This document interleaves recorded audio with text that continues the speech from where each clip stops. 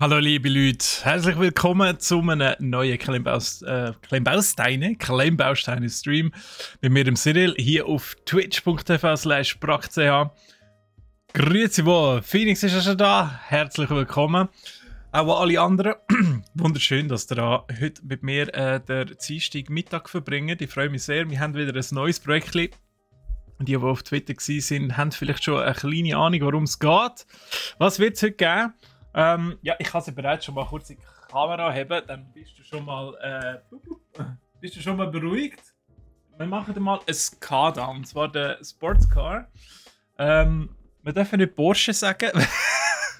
Ich habe das jetzt auch nicht gesagt. Er ist eigentlich nicht lizenziert. Er sieht natürlich aus wie einer, aber es ist einfach ein Sportscar. Sehr verdächtige Bauart. Und ja, Spu, hey, willkommen. Schön seid ihr da. Ja, wird eine lustige Runde. Ich weiß nicht, ob wir schon seit ganz am Anfang, seit der ersten Minute da sind, aber das erste Lied, hey, also ich habe das Gefühl, ich muss jetzt wieder abstellen. Was heute alles als Lo-Fi durchgeht, ist schlimm. Aber wir sind ja da kein Musikchannel, darum müssen wir uns nicht mit dem beschäftigen. Vielmehr gehen wir direkt rein, oder? Also ich habe es auch unten nochmal angeschrieben, dort seht ihr es auch, dass ihr seht, ja, welches Modell das genau ist. Natürlich haben wir den auch auf brach.ch. Ist letzte Woche auch im Daydeal sogar. Und ja, ein paar Begeisterte haben dann natürlich jetzt die Heime, aber noch lange nicht alle. Und wir schauen mal rein. Es ist mein erstes Kada-Set. Ich bin sehr gespannt, wie sich das Ganze so zusammenbauen lässt. Wir haben 1429 Teile, also doch eher wieder etwas Größeres. Und es ist von der Kada Master Serie. Ich glaube, die ist im 20. haben sie mit der angefangen gehabt. Und Kada selber gibt es ja seit 2014. Wir könnten hier sogar noch so Extras dazu nehmen. Wir könnten sogar noch fernsteuern.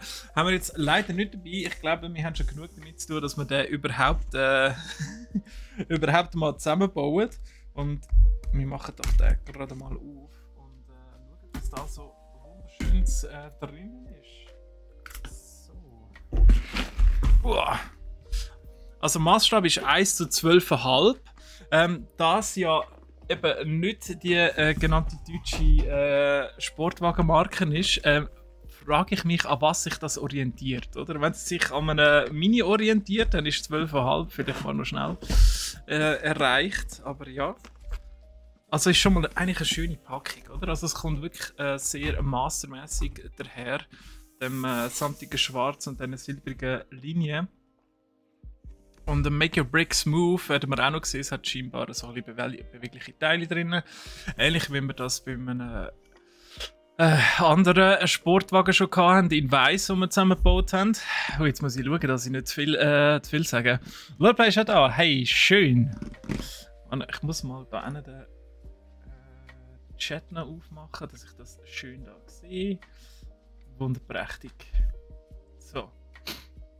Endlich mal wieder an einem Dienstag Homeoffice-Bu. Ja, was?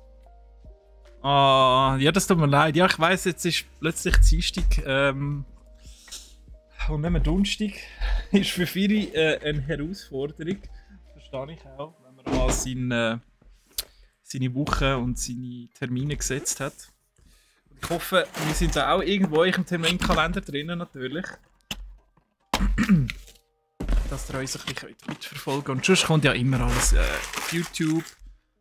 Da kann man es ja noch nachschauen. Was natürlich nie so cool ist, wie wenn man da live ein bisschen mit mir zusammenbauen kann. Ja, eben, ich darf das nicht zugeben, aber Lothar, du bist natürlich dort eine heisse Spur auf der Spur. So, ich habe glaube gerade die richtige Box aufgemacht. Ich nehme an, die andere geht dann ein bisschen weiter. Die tun wir jetzt mal auf die Seite. Dann kommen wir uns um Anfang. Ich bin ja schnell überfordert, wenn es ein bisschen zu viel Beutel hat und so. Und ja, bin gespannt. Also jetzt haben wir da schon mal mehrere. Schau mal, verschiedene Heftchen für verschiedene Schritte. Wahrscheinlich wäre es zu dick geworden und es hat dann entsprechend viel mehr gekostet, wenn man ein dickes Buch gemacht hätte. Vielleicht ist das die günstige Lösung gewesen. Ich weiß es nicht. Sonst sehe ich momentan gerade nicht viel Sinn drin, dass man mehrere Heftchen machen sollte. Aber hey, bin ja nicht da nur zum Kritisieren. Ui, jetzt hätte ich fast noch unsere Kleberli weggebiert. Fängt ja schon gut an. Ist wieder einer von diesen Dienstagen, hä? Schön.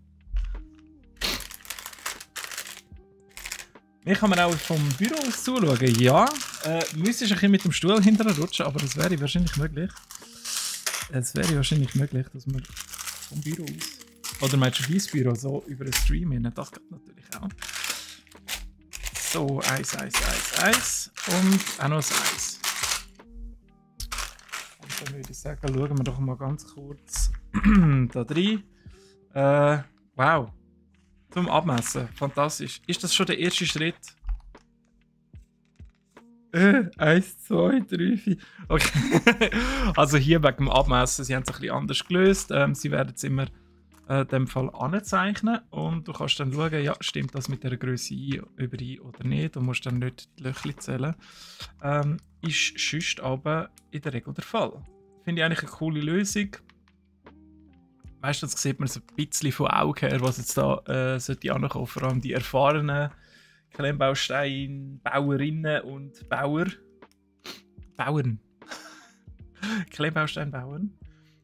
Stellen wir dann eine so grosse Farm vor, wo einfach so Klemmbausteine abgepflanzt werden. Und man sie so zweimal jährlich ernten. Und dann musst du auch jedes Jahr mit der Farbe wechseln, oder? Ja, sieht relativ logisch aus. Ein bisschen platzsparender wie bei anderen Marken, die man das so kennen. Aber ich glaube, wir kommen ganz gut damit Schlag. Es hat jetzt hier eingangs eine grosse Erklärung, was wir zusammenbauen. Darf sie aber auch nicht, weil eben kein offizielles lizenziertes Produkt, obwohl Kada Lizenzen hat für Volvo, Toyota, Mazda, Citroën, ja. Gummipneu, sehr gern. Ich frage mich, ob das immer der gleiche Hersteller ist. Die sehen schon immer sehr gleich aus. So, und ich klebe es noch auf die Seite. Und den Brieföffner brauchen wir auch nicht mehr. Und voilà. Die Anleitung ist eine Katastrophe. Ja, ich bin gespannt, wenn wir jetzt dann anfangen, ob sich das bewahrheitet.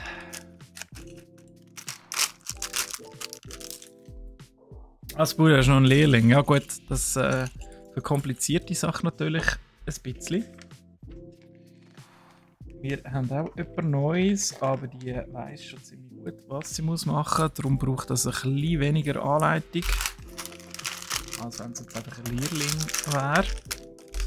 Das ist natürlich schön, oder? Jetzt vor allem als Räbler auf Weihnachten dazu, sind wir froh, wenn wir schnell tatkräftige Hilfe haben bei uns.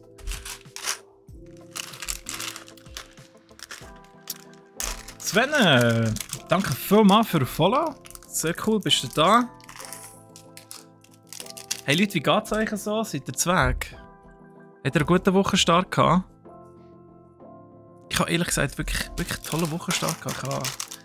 Ich habe seit langem mal wieder richtig gut schlafen. Vielleicht, weil ich noch nicht so richtig in der Arbeitswelt angekommen bin, nach diesen langen Ferien und immer noch so ein bisschen von der Ferien zehren, wer weiß. Beschäftigt es einem die Heime noch nicht so ein bisschen. Also, ob ihr das auch kennt. What? Da ist etwas im Filter reingekommen. Mischgabeln oder was? Ah nein. Lach. Okay. Das ist ein Spam-Filter reingekommen. Lustig. Ah was? Wieder alle Säcke aufreißen? Nein. Nur das Eis. Sie sind nicht so wie bei, was war es? Wange, glaube ich. Weil Wange hat auch benümmert gehabt. Oh shit, ja, ich weiss, was du meinst. Weil hier nicht gesagt wird, fuck. Für den ersten Schritt brauchen wir Sache 1 und 2. Und für... Und 4. Und das 3 ist nur, wenn die Fernbedienung noch reinkommt. Hey, okay. Whatever.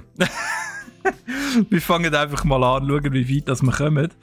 Aber nein, du hast recht, wir kommen nämlich schon gar nicht weit, wir müssen tatsächlich die anderen Säcke aufmachen. Kopfdori, also das wird ja wirklich schon wieder der absolute Horror, wenn ich das schon anfange.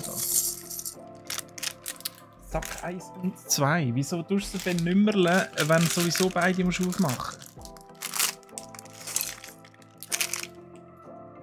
Ja, dann ist es eine grössere Challenge, dann musst du die Teile auch noch ein bisschen suchen, dann ist es wie ein Puzzle. Nein, die Mischgabel war okay, das Bus ist wirklich nur wegen dem Lach. Frag mich nicht warum. Ich weiss nicht, woher das Spamfilter kommt.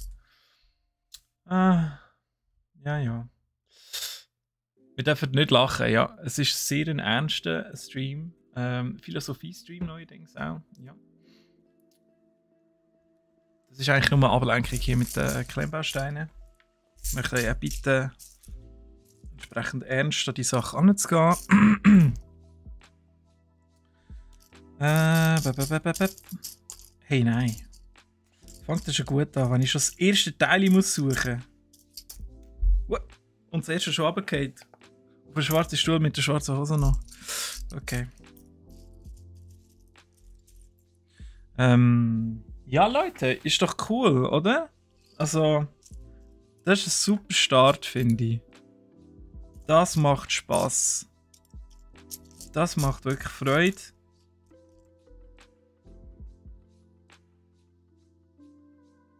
Ja, ich brauche die viereckigen. Roleplay muss ich wirklich alle aufmachen. Nein! Die Säcke gehen wir auf den Sack.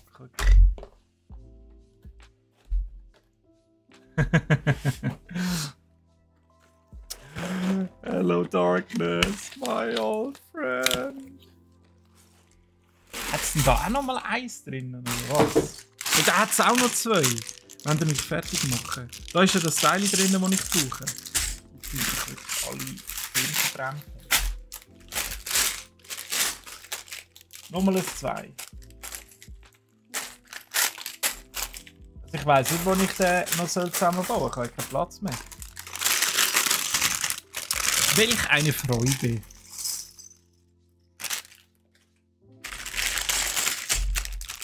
Irgendwann machen wir nur noch so ein... wir machen keinen Angry Video Nerd, das gibt es ja schon. Aber wir können so, keine Ahnung, Angry Brick Builder, Brick Nerd. Angry Brick Nerd können wir machen. Im Channel. Und da regen wir uns einfach gemeinsam über solche Dummheiten von dem Hobby auf. Und gewissen Hersteller und ihren Entscheidungen. Das fühlt sich schon ganz anders an. Also sie gehen leicht zusammen, das ist gar kein Problem. Sie sind allerdings nur wirklich glänzig an der Oberfläche. Und unten sind sie matt. Kommt wahrscheinlich auch nicht drauf an, aber irgendwie vom Schleifen vielleicht, wer weiß. Sie fühlen sich ein bisschen leichter an. Also nicht ganz so wertig, wenn man das von teureren Marken kennt. Aber sie gehen gut zusammen und haben gut, glaube ich. Aber das machen wir jetzt nicht vom ersten Teil da abhängig. Die Bewertung. Geben wir dem Ganzen noch ein bisschen Zeit. So, jetzt brauche ich schon wieder irgendein Teil, das ich nicht finde. Und ihr so?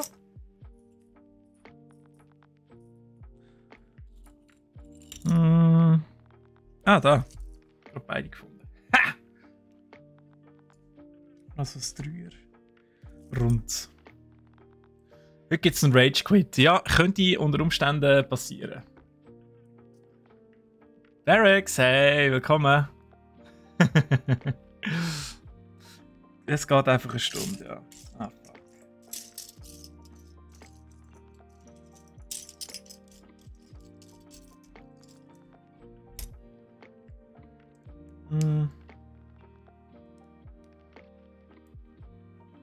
Aber wir können ja ein bisschen über Lehrlinge und Lehrlinginnen können wir ein bisschen reden, ein bisschen philosophieren. In der Zwischenzeit, bis ich da meine Teile gefunden habe. Das muss ich gleich abzählen, oder? Das ist noch so grosskotzen tun. Ja, bei uns muss man nicht abzählen.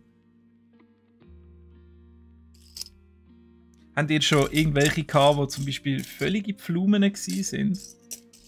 Und wo ihr noch so denkt, hey, bitte, bitte, gib deinen Job auf, mach etwas anderes. Ich will nicht mehr mit dir. Habe ich mal nicht so direkt gehabt, aber ja, er hat halt privat ziemlich viel Probleme gehabt und dann habe ich auch noch ein Drogenproblem. Das ist natürlich ganz toll, oder? Also das macht doch überhaupt keinen Sinn. Mal jetzt. Gut.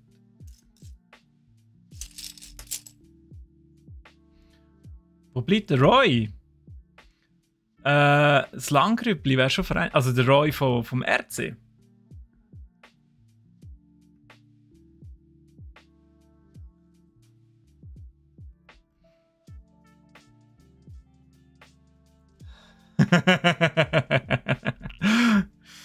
Ja, wer weiß. Weißt du, ich mache das nur auf Streamzeit, oder? Roleplay, weißt du, da kommen die ganzen Zuschauer, dann gibt es Donations und Subs und alles, oder? Und ich mache eigentlich nur Päckchen auf und delivere keinen richtigen Content. Das ist alles ein riesiger Cash Grab.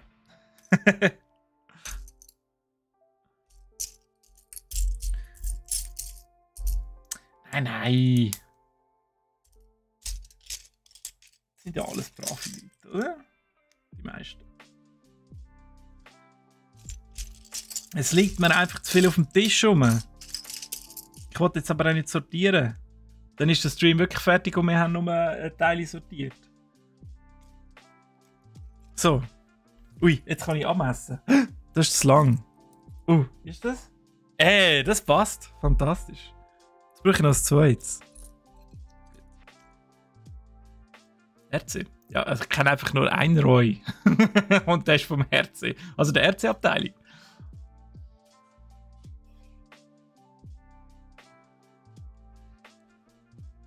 Also RC-Abteilung, so ferngesteuerte Autos und so.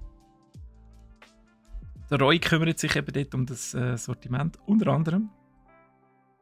Ist er verantwortlich für Warhammer, wo ich ihn sehr darum beneide. Das spiegelt wieder, das ist wieder einfach ein Scheiß. So. Ich arbeite gerne mit neuen Teilen, die ich noch nie gesehen habe. Immer eine Freude.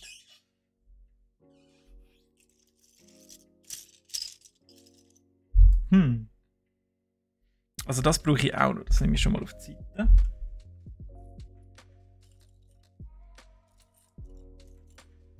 Aha!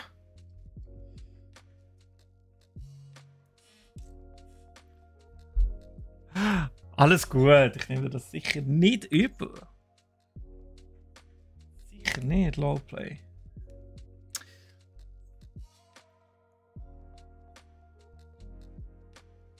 Nein, der, den man auch als Roy kennt, Barracks. Okay. Ja, da bin ich, glaube ich, zu wenig dabei. Da ich mich jetzt gerade outen, dass ich die anderen Leute nicht kenne. Das ist ja peinlich. Und so jemandem tun die noch zuschalten. Schande.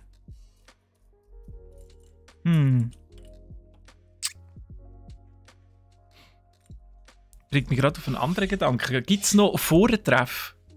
Und so? Ah man, das haben wir schon mal gehabt, das Thema. Ich komme immer wieder so zu alten Kamellen hinführen. Aber gibt es das noch? Jetzt haben wir ja wieder ein paar andere Leute da. Vorentreff, Gildtreff, alles genau dasselbe. Macht man das noch? Wie wenn ich das so in die Runde schaue und so von wegen, ja, jetzt sind wir da komplett. Erinnert mich einfach gerade ein bisschen an das.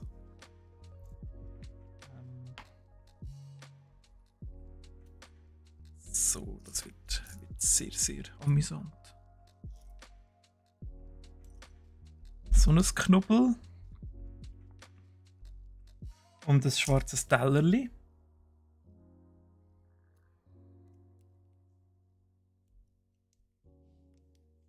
Das sind ja die offiziellen Bezeichnungen, die ich da verwende.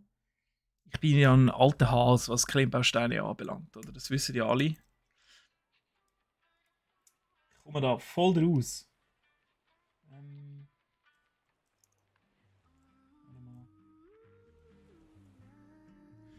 Jetzt kommt da schon so ein Federli rein. Also das finde ich natürlich sehr geil. Das kenne ich auch noch von früher. Das hat einfach das ganze Set nochmal so viel besser gemacht, als man Stoßdämpfer gehabt hat.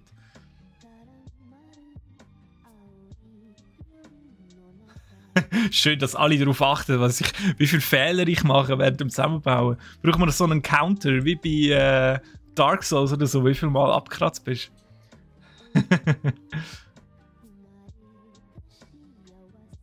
Ah, so geil. Ah, ihr seid da alles LAN-Kollegen. Uiuiui, meine letzte ist schon sehr, sehr lang her.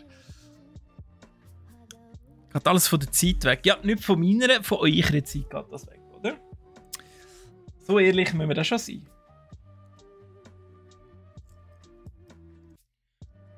Ist das weird? Da dazwischen und dann...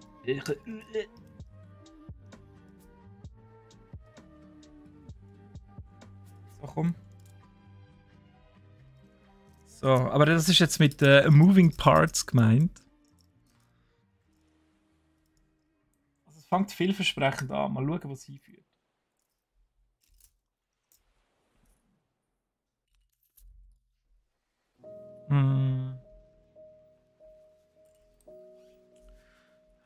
Wo hat jetzt das vorher gefunden? Da.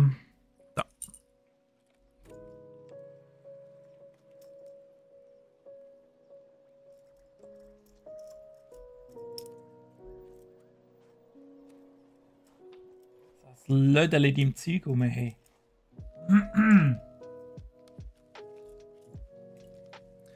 Richtig nervös zum Zusammenbauen.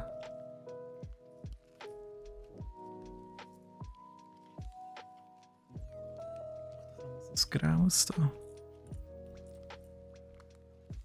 Wo ist es? Mal da die fetten Teile weg.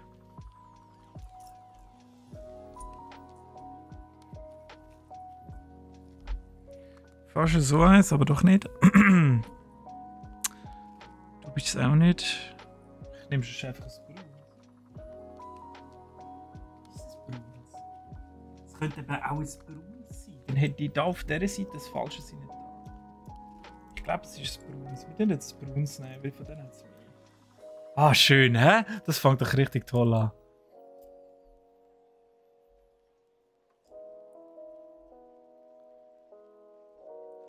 Noch nie an einer LAN gsi.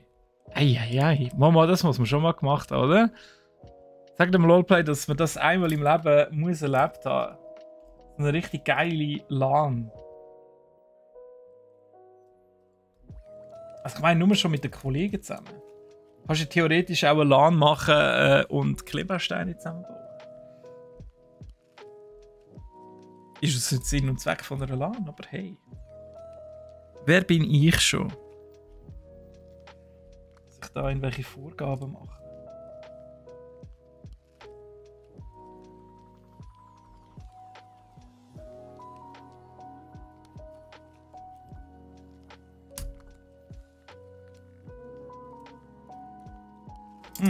Oh wow. Oh, fantastisch. Warte mal. Ich habe den Knubbel vergessen einzusetzen. Kann man die jetzt beide hinten... Also, das ist richtig drehen. Oder? Ja. Oh mal. Also... Ich hoffe, wir können das jetzt nächstens fixieren. Wird das schwierig da. Was sind Freunde? So Leute, die mal getroffen hast oder andere Leute, die du kennst, getroffen haben und sie auf Instagram gefollowt hast. Das sind Freunde. Kein Geld für einen Gaming-Laptop. Okay, gut. Dann halt nicht. Ich mag mich noch sehr gut erinnern, als ich damals im einen Game Shop gearbeitet habe, haben wir natürlich öfters mal eine LAN gehabt. Und ja, das ist immer sehr, sehr witzig gewesen. haben dann auch immer gesagt, ja, wir tun irgendwelche alte Games oder so für den Kramen und dieses und jenes zocken. Am Schluss ist es dann gleich immer LOL geworden, also League of Legends. Ja. Und dann ist irgendwie der ganze Abend auch schon durch gewesen. Das ist ja schlimm, hey. Wirklich für ein Game irgendwie 50 Minuten hast.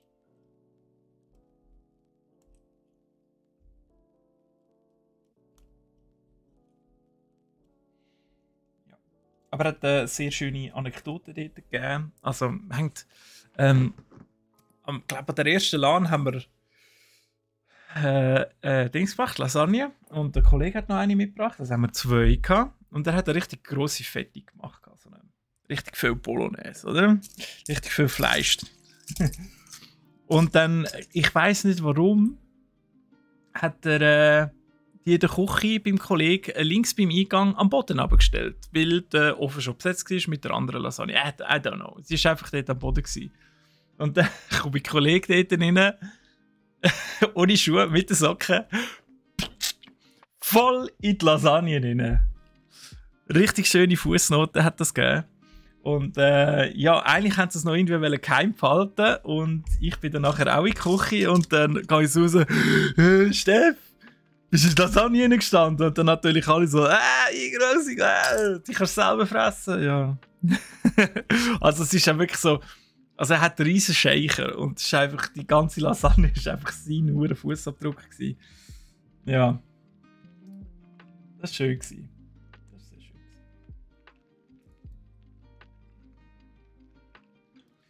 So Anekdoten macht sich aus.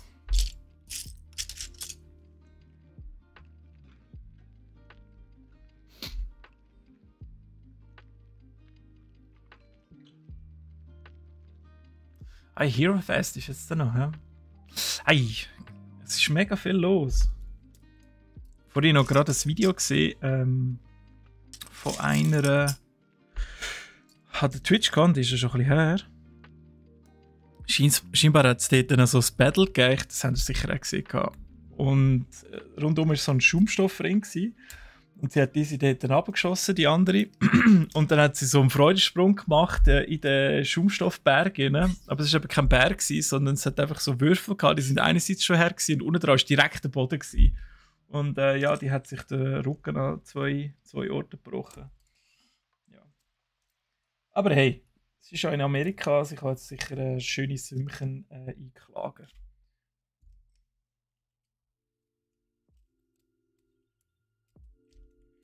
Aber ist natürlich nicht so geil. Hey, wir haben es fixiert. Es geht voran. Aber bringt es das auch etwas? Ja. Minim, hä? Ein bisschen. Also es macht ja keinen Spass, wenn die ganze Fetterung nicht merkst. Jetzt kommen wir wieder in die Braunen. Ah, schau mal, da unten kann ich wieder abmessen. Ah, schön. Das ist so ein Failsafe für Cyril. Röstli Lasagne? Was? Nein, kein Röstli Lasagne.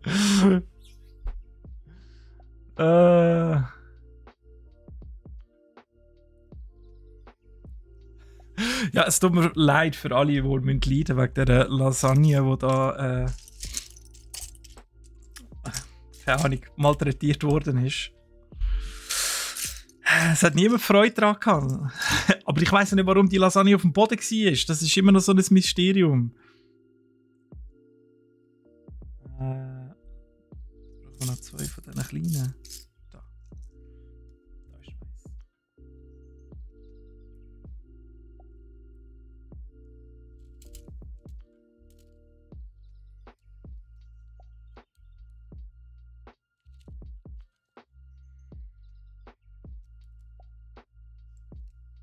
Hey, bleibst du wohl da? Muss das ganz rein? Ja, auch schon. Und ein schwarzes Messer passt.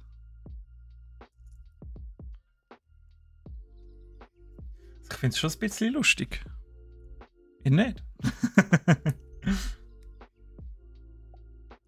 Das ist heute noch lustig unter uns, natürlich. Er wird, ja, er wird die Erfahrung nie mehr loswerden. Wir werden dann jedes Mal damit aufziehen, dass er in die Lasagne hineingestanden ist.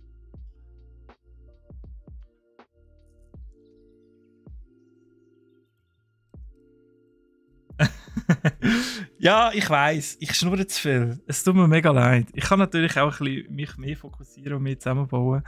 Aber wo bleibt da der Spaß für mich?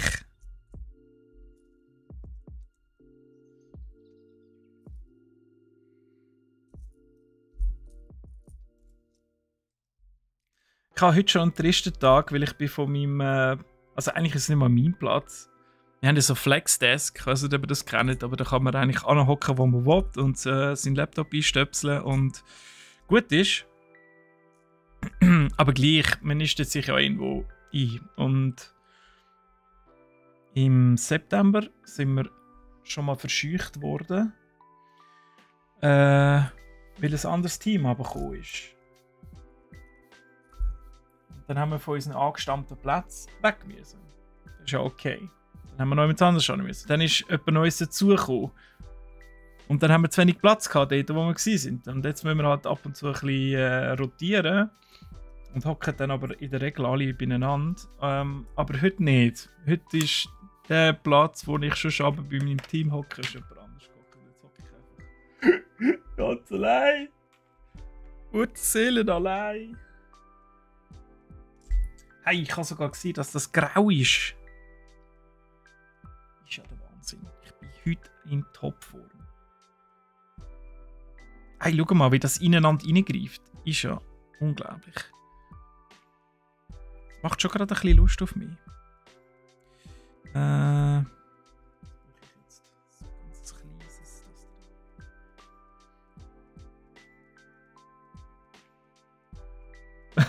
Beim Zwingen zur Pizza Hawaii essen. Nein, also die Strafe, also das nur wenn du in die Hölle kommst. Wenn du irgendwie, keine Ahnung, Mord begangen hast oder so. Oder das Konfibrötchen ohne Butter gegessen hast.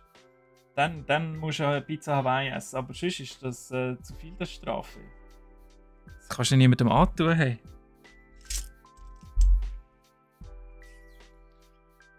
Und Jasbu, er ist immer noch unser Kollege.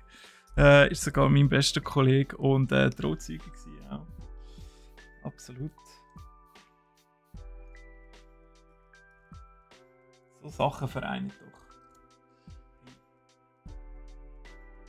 Ah, jetzt geht es zuerst rechts und dann links. Ja, ist ja klar. Oder wir sind natürlich hier in der asiatischen Kultur, die von rechts nach links liest. Habe ich nicht mehr so im Kopf gehabt. Tut mir leid. Aber ich bin ja auch noch neu in der Schweiz, oder? Also ich bin ja erst zugewandert. Bin auf der Insel Spitzbergen aufgewachsen. Mal googeln, wo das ist. Sind das eigentlich runde oder? Die sehen alle gleich aus. Der Anleitung sind die da rund, aber hier nicht. In echt. Am Schluss heißt es wieder, Cyril ist falsch zusammengebaut.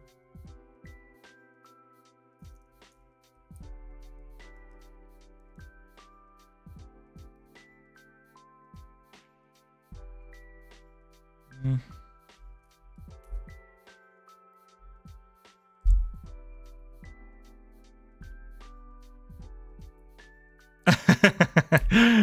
Ja, das wäre kein schlechtes Tag-Team, das stimmt. Ich blubber ein bisschen vor mich an und jemand anderes baut es währenddessen zusammen.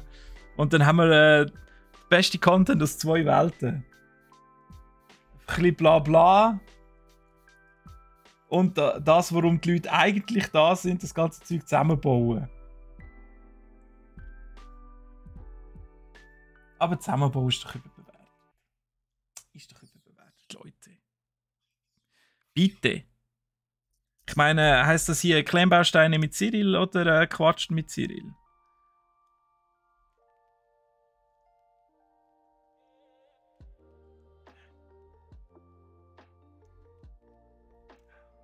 Hm. Das noch ein bisschen für die da. Ja, aber das ist schon nicht so, wie ich mir das jetzt erhofft habe.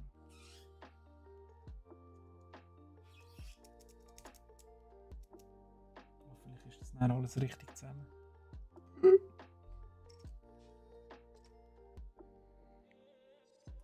Also ich habe so den leisen Verdacht, dass das ganz leicht über meiner Fähigkeitsstufen ist.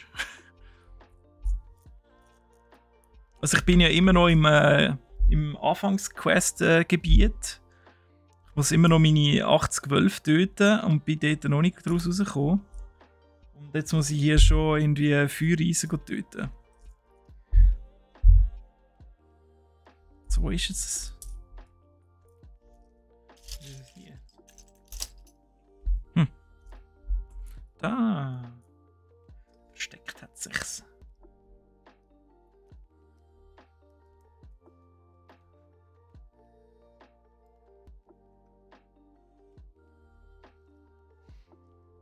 Aber das Buch, ihr habt auch Flexdesks. Ja, eben. Cool ist es, aber man hockt nachher immer am gleichen Ort. Das ist so. Da muss ich noch euch ein Zeug da nachlesen, da komme ich erst recht dort hinten nachher, oder? Schreibt doch nicht so viel. Nein, alles gut. Ich liebe das, ja. Spitzbergen essen? Ja, vielleicht. Wer weiß? Googlen. Ja,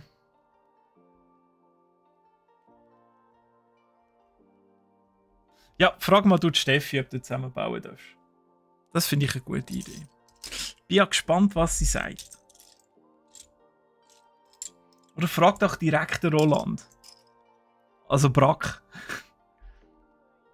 Hast du eine neue Idee? Oh, du kannst ja bei Höhle der Löwen vorsprechen. Neu im Klemmbausteine-Stream nicht nur quatschen, sondern auch effektiv Klemmbausteine zusammenbauen. Jetzt habe ich da oben wieder etwas vergessen, weil es einfach hin und her springt. Hört doch auf. Also lese dir auch von rechts nach links. Bin ich falsch gewickelt? Jetzt muss ich noch führen, weil es hier auf der Anleitung nicht ganz klar ist, was ankommt. Es ist der Horror. Also ich glaube...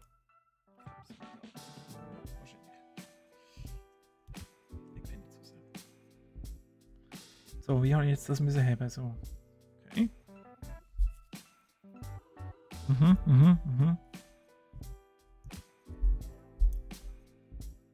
Chat ist geschult, ja.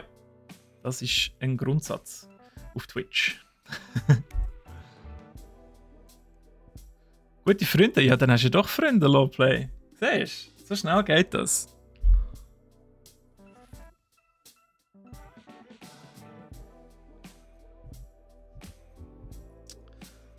Schon 3/4 Stunde vergangen und ich habe das Gefühl, wir sind noch nie nicht.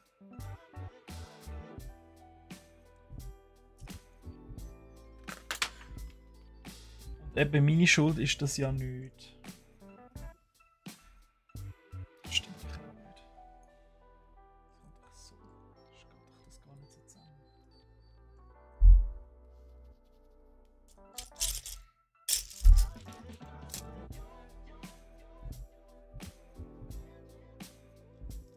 Haben die das Gefühl, dass guter Content auch von der Musik abhängig ist?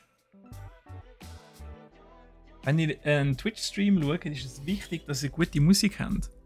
Oder ist das sowieso 2, 3, 5 rangig? Wir können auch schon mal so ein bisschen Hoodie-Gäckler ablassen. Ja, so ein bisschen jodeln und so.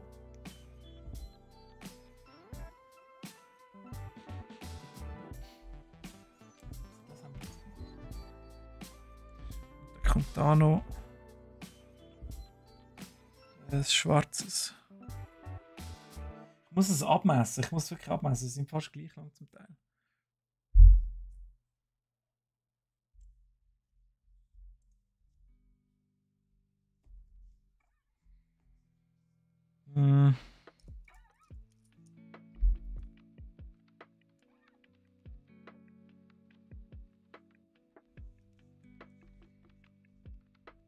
Also das sieht aus, also da weiß ja niemand, was es gibt.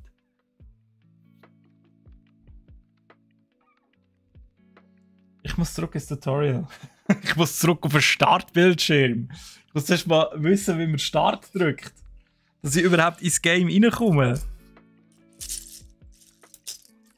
Ich brauche zuerst noch das Passwort.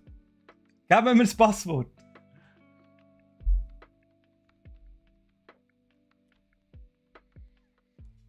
Oder man koppelt mich an so ein Kabel an, wie bei Matrix. Und ladet geschwind alles auf und dann weiss ich jedes einzelne Klemmbausteine-Set, wie man das zusammenbaut.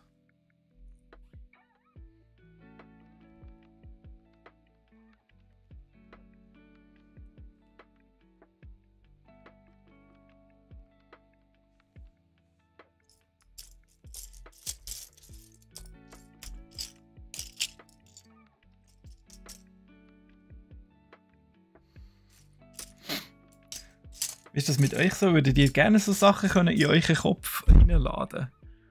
Ich weiß einfach gar nicht, weil der Weg manchmal ist auch sehr belohnend, wenn man sieht, wie man besser wird. Und wenn man es einfach gerade von 0 auf 100 kann, verliert man dann nicht irgendwie ein bisschen, ja, den Reiz, etwas Neues zu lernen. Muss das so? Do that note? Ah, das kommt ein bisschen weiter vorne. Die sind noch unterschiedlich dick. Hey. Also wirklich. Das ist aber auch schlimm. Also das ist nicht mein Fehler, das ist der von der Anleitung. Wo das nicht klar hervorhebt, dass das Teil ein Stickers ist, als ich in der Hand hatte. Wieder eine wunderschöne Vorlage für den Twitch-Chat.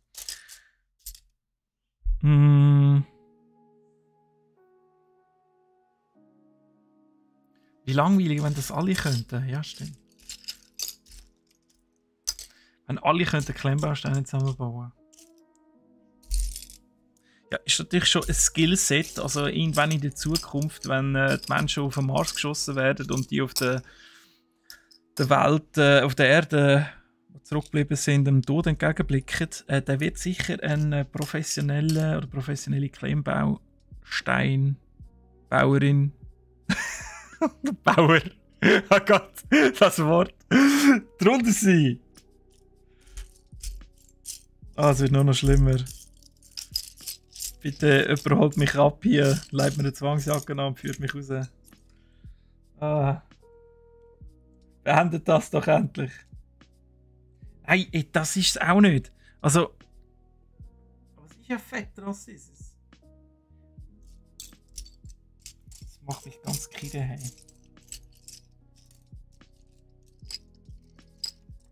Also ich brauche genau. Wo ist es jetzt? Jetzt ist es weg. Mal da. Nein. Da. Das da. In meiner linken Hand. Eigentlich rechts, aber ist gleich. Aber so in dick. Aber das gibt's nicht. Die Anleitung verarscht mich einfach nach Strich und Faden.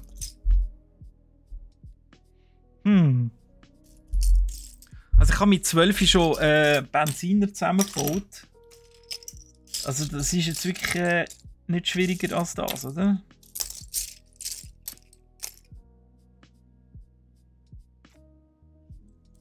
Sonst nehme ich einfach gleich das Kleine. Das beschissen gleich. Oder haben wir es noch etwas anderes verbaut, wo ich es nicht hätte dürfen? Oh ja, ja, geh doch ab. Geh doch ab.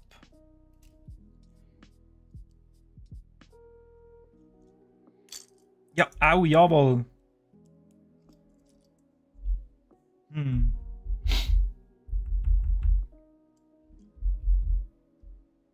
Ja, es ist einfach eins. Wahrscheinlich ist das einzige, was es gibt. Ja! Ich habe es gefunden.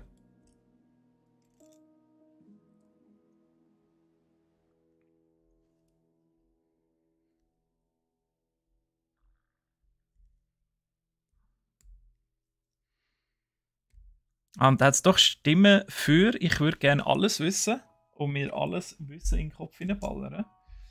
Interessant. Was wäre das Erste, was ihr euch in den Kopf hineinballern? Ja, es muss einfach immer so aussehen, als wäre ich nicht dran geschuld. Das ist eigentlich ganz einfach. Und jetzt muss ich es umdrehen. Vorsicht, Achtung. Zum Glück habe ich das noch rechtzeitig gemerkt.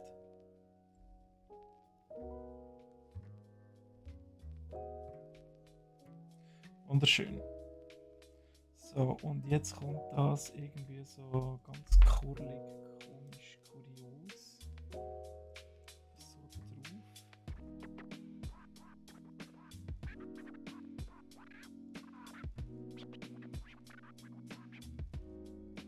Muss das so? Oh, das muss so. Und das muss da rein. Ja, aber das kann ja, das ist ja zu kurz. Ich finde es schön, dass sie da sind. Ich bin meinem Leidensweg begleitet.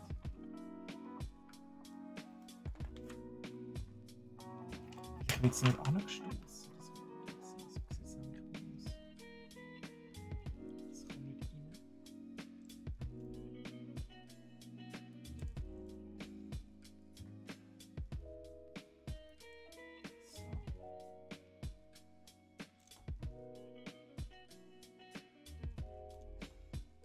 Das kann man wirklich nur da reinstoßen und dann geht's.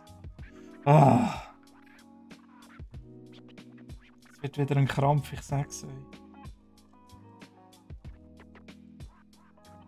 Schon ein Krampf, sie mir zuzuschauen.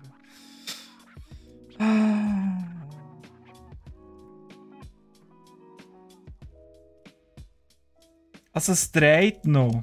Nicht im Ganzen so fein. Aber das muss es so.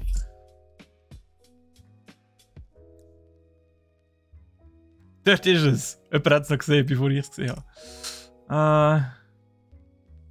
Den Kopf reinballern, tönt so falsch. Okay, dir das Wissen durch eine digitale Quelle einverleiben.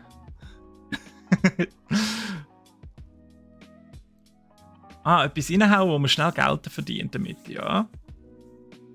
Sicher kein dummer Ansatz, auf alle Fälle. Etwas, wo man schnell Geld damit verdient. Also keine Ahnung, so eine Trading-Schule oder sowas. How to become a professional trader. In weniger als 5 Stunden und mache damit 20.000 pro Tag.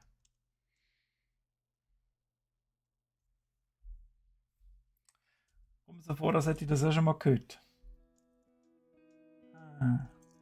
Also es sieht schon richtig aus, aber es fühlt sich falsch an.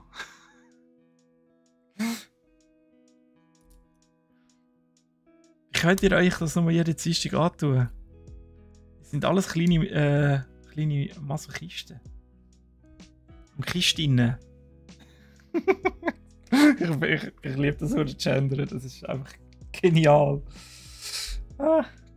Ehrlich. Masochistinnen drinnen. So. Ja, aber so geht das nicht. So. Jetzt ist das eigentlich wieder abgehängt. Es ist aber auch nicht fixiert, so richtig schön. Jetzt hat es so getönt, als wäre irgendetwas abgebrochen.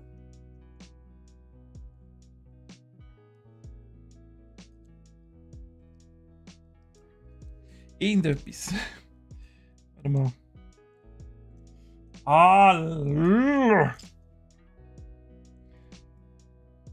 Also es kommt schon da dran, aber habe ich jetzt irgendwie die Fixierung abgerissen?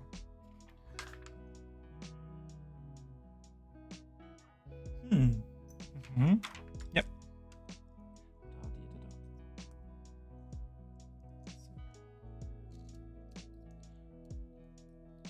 Ja, dann mach's nochmal falsch an, das ist super. Kein Verlass auf mich heute. Aber jetzt ist das... Es ist schon wieder runtergefallen. Was ist jetzt runtergefallen? Hey, nein, hey, bitte.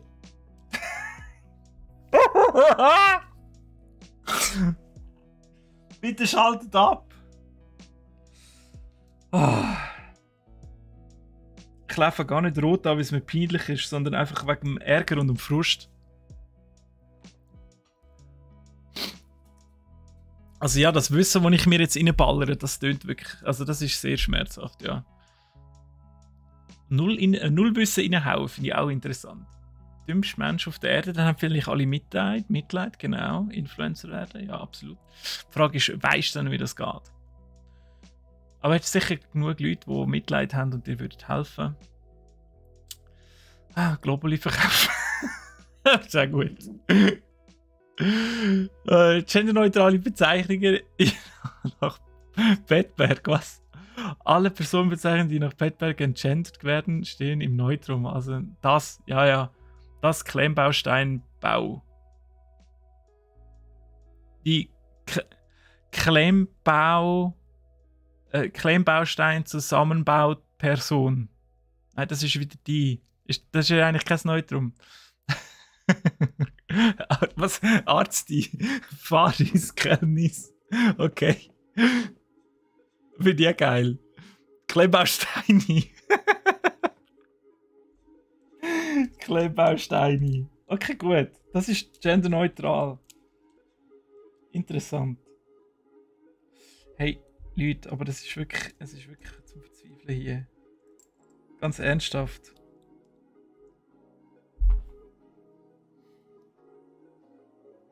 Ich weiss jetzt nicht, wo das andere Teil hingekommen ist.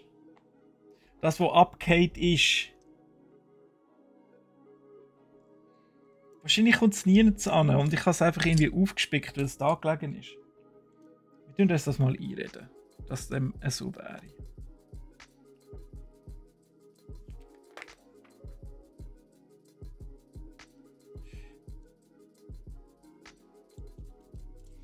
Warte mal, ich glaube, das kommt doch sicher anders an.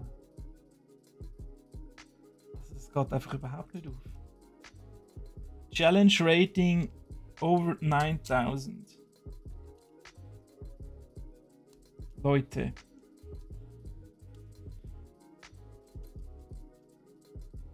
Okay, das sieht nicht schlecht aus. Es sieht gut aus. Aber wenn ich jetzt das da noch so zusammenknubbeln, das geht ja nicht. Das kann ich doch da nicht reindrücken. Was schon? Ah doch! Hey! Yeah! Wir haben es geschafft. Unglaublich. Kurze Kontrolle, dass er nicht rausgeht. Also das nervt mich, oder? Das kann doch nicht sein, hey.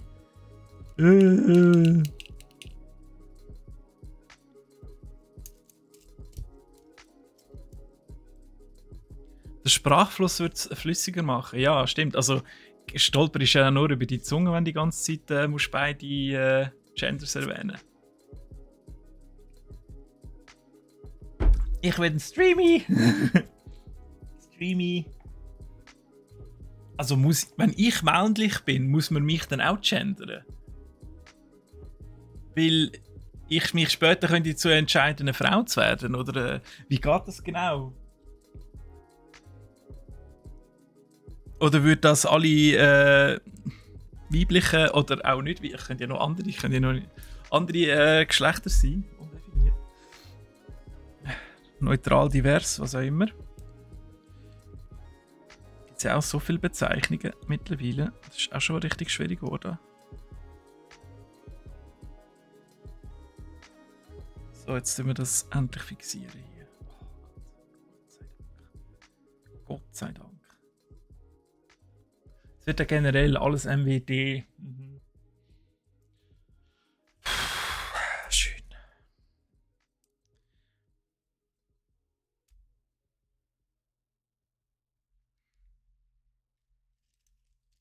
Ist ja okay, ist ja okay.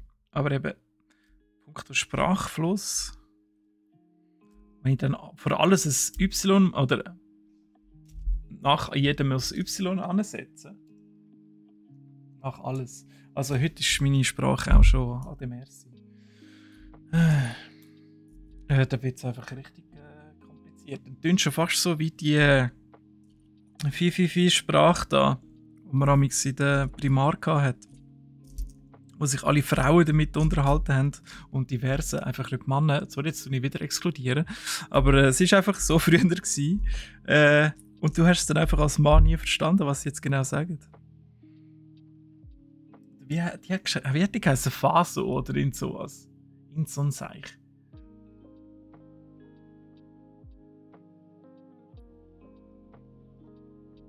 Aber wenn ich mich selber nehme, dann darf ich schon mein eigenes Pronomen verwenden, das mir gehört.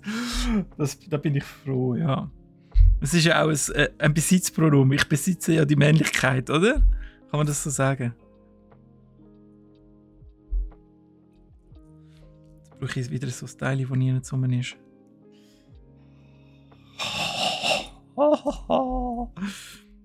Du bist doch hier. Ich weiß es. Du musst hier sein.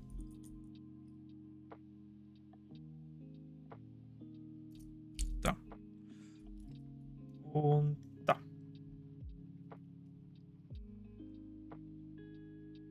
So Diskussion mit dem Klemmbausteini. Ja. Tiefgründig. Ich habe nicht gesagt, wir haben keinen Klemmbausteine-Stream, sondern eine Philosophie. Das ist alles noch sehr ernst. Sehr ernst. Mein Name ist Ernst. Wunderschönes Theater, bin ich nie gewesen. Richtig cool. Aber ich kenne es. Wegen das lustige Taschenbuch. Dort hat es einmal eine Geschichte gegeben, wo der Donald Duck der Ernst war. Und irgendwie, ich weiss auch, irgendwie die Story so lustig gefunden. Mein Name ist Ernst. Es ist wichtig, ernst zu sein. Genau, ich glaube, so hat es geheißen. Es ist wichtig, ernst zu sein.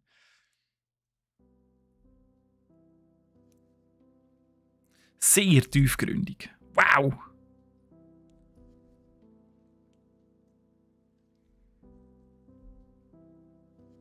Ich zeige noch in den Pfeil an, aber man weiß nicht wo. Ist gleich, den ignorieren wir. Alle die Heime sagen, hey, was macht er wieder? Welcher Pfeil, zeig's uns. Oh, ein guter. Es ist 12 Uhr. Sehr ein guter euch. Geniessen's.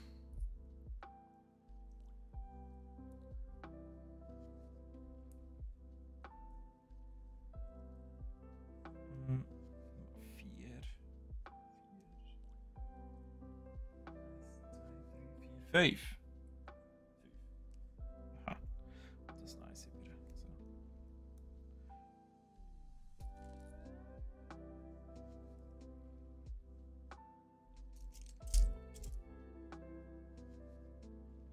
Ja. Die Kleinen da, die Dünnen, die wollen mich immer verarschen. Die drängen sich immer auf, wenn die immer zuerst dran kommen, aber ich brauche eigentlich gar nicht die. Ich brauche die Fetten.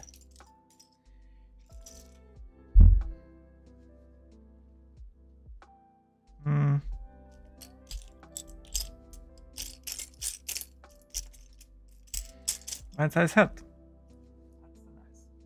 Ach, ich brauche gleich nachher noch so eins.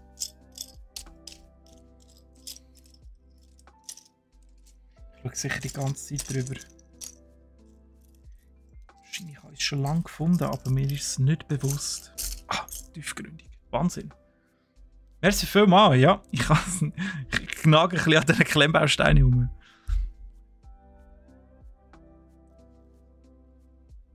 Klemmnagesteine. Wo ist das Fette? Das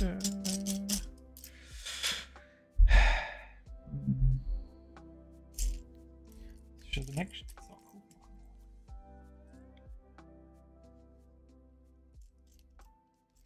Einfach wieder so eins.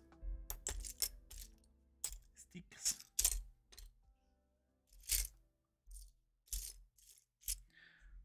Habe ich es schon in der Hand? Nein.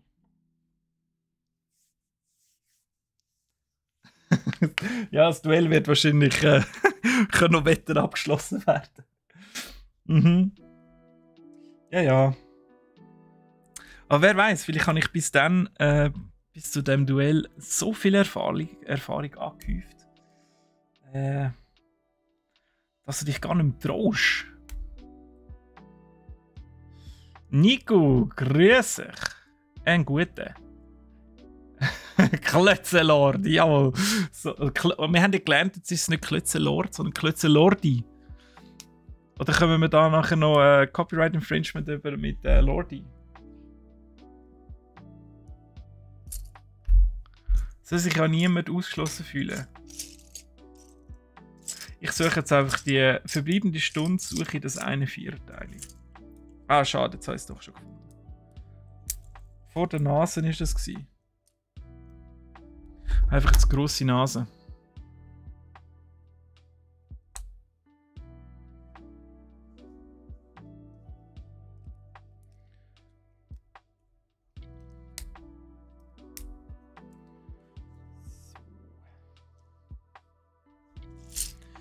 So sagt, ist noch lange nicht fertig. Das sagt mir also gerne in der Küche.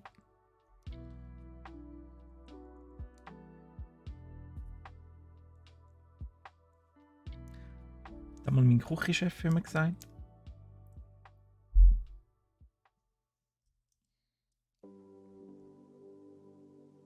Hä? Hä? Hä? Hä? Hä? Aha, jetzt hast du noch das unten dran. Okay. Sehr verwirrende Menüführung. Also das User Interface könnte man da schon noch verbessern, um die Experience vom User zu improven. Vom User I. Von User I. Du kannst dem. Ach, ich höre auf mit dem, das ist schlimm. Das ist noch nie gehört. Das ist definitiv zu wenig in der Küche. Okay? Ja, in dem Fall. Ab in die Küche, Nico. Kannst du mir auch noch gerade etwas köcheln? Sehr geiler Auftritt dort gewesen, übrigens. Habe ich sehr gefeiert. Leider nicht können dabei sein. Ich brauche nochmal so ein Teil. Ich mache mich nicht fertig. Ich mache das extra.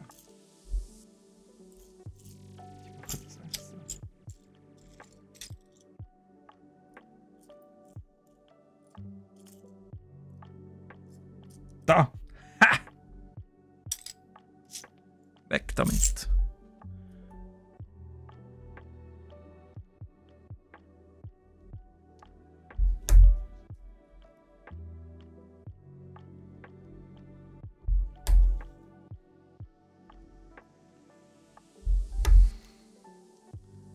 Hat der Farbe? Ja, ist gut.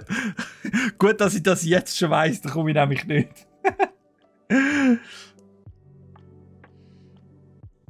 Das Falsche noch machen. Ich mich die ganze Zeit ab. Aber ja, ich freue mich schon sehr auf die Fahrbahn nächstes Jahr. Es wird wieder lustig. Die ist auch schon wieder so viel näher gekommen in der Zwischenzeit. Das Gefühl, die war erst gerade gewesen.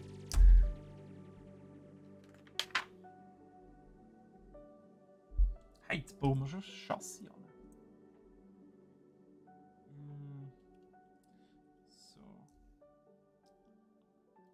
Und du. So. Wunderschön.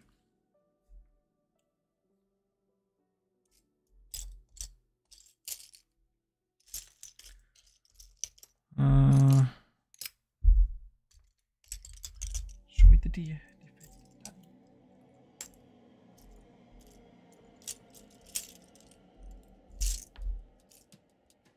Das wäre schon noch lustig, so in so eine Challenge.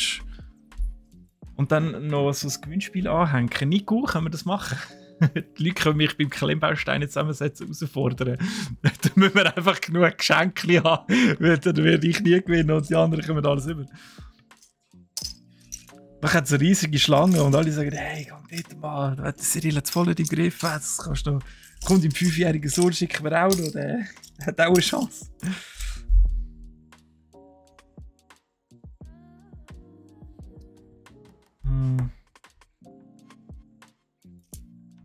Oder die 5-jährige Tochter, natürlich. Oder das 5-jährige.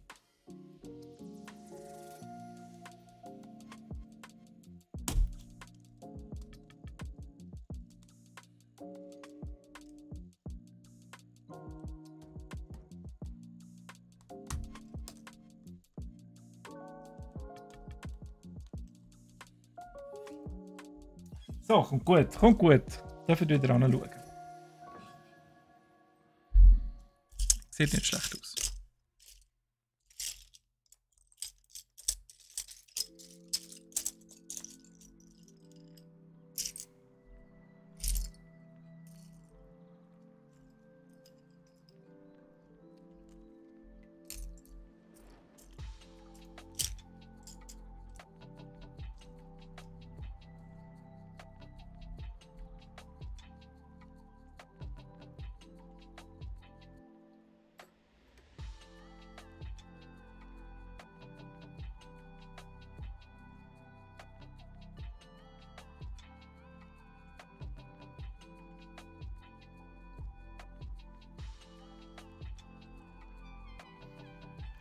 Oh ja, Kochstream. Ja, stimmt, das haben wir noch nicht. Du kannst dich ja beim Food-Team bewerben und dann einen Kochstream machen. Und dann habe ich etwas zum Essen nachher am Eis. Das fände ich eine sehr gute Idee. Was, ich kann gar nicht kommen. Ist schon fix im Messeteam. Hä? Ich kann nicht kommen. Was jetzt? Nico? Ist das schon bestimmt? Nein, komm jetzt. Was macht ihr ohne Spielwaren? Wisst ihr doch gar nicht, was ihr verkauft?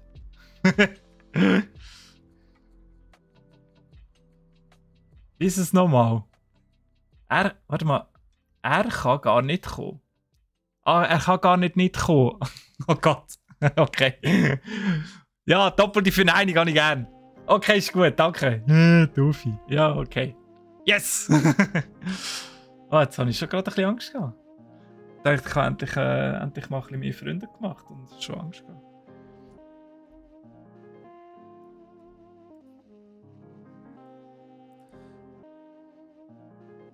Ja, hey, ich muss euch bespaßen mit irgendwelchen Jokes. Ich muss das da zusammenbauen, wo das Level 5000 zusammensetzen ist.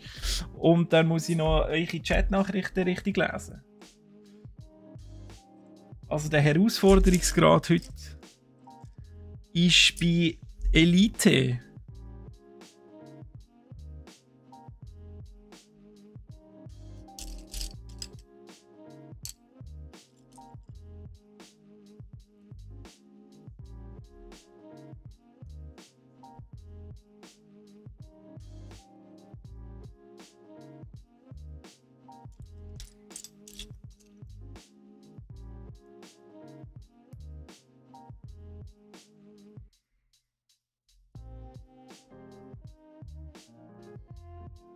Schlechtes Leseverständnis. Hey, hey, hey.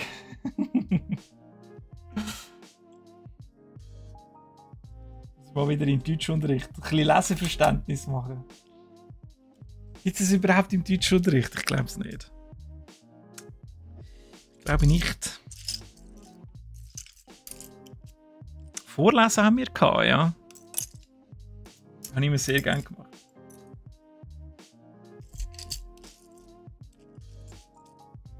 Ich wollte ja eigentlich nur Kind, dass ich irgendwann einmal kann meinen Kind Herr der Ringe vorlesen und sie müssen einfach zuhören. Sie können gar nicht anders. Und ich lese es so oft vor, bis sie es auch geil finden. Jeden Abend eine Stunde.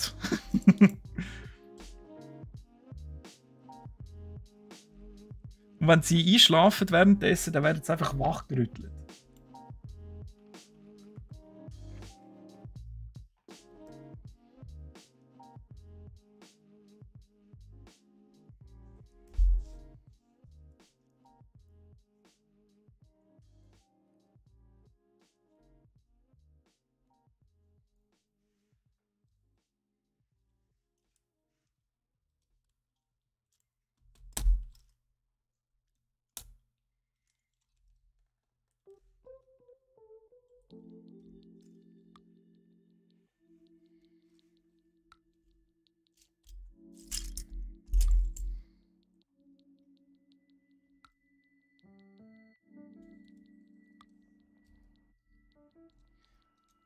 Ah, ich wollte aber nicht wieder in die erste Klasse. Das war voll uncool gewesen.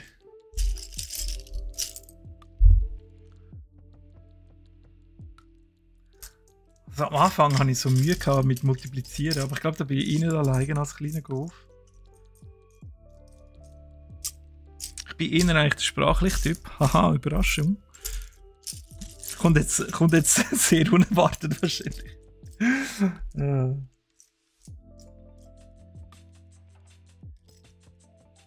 Meine Schwäche ist einfach Multitasking.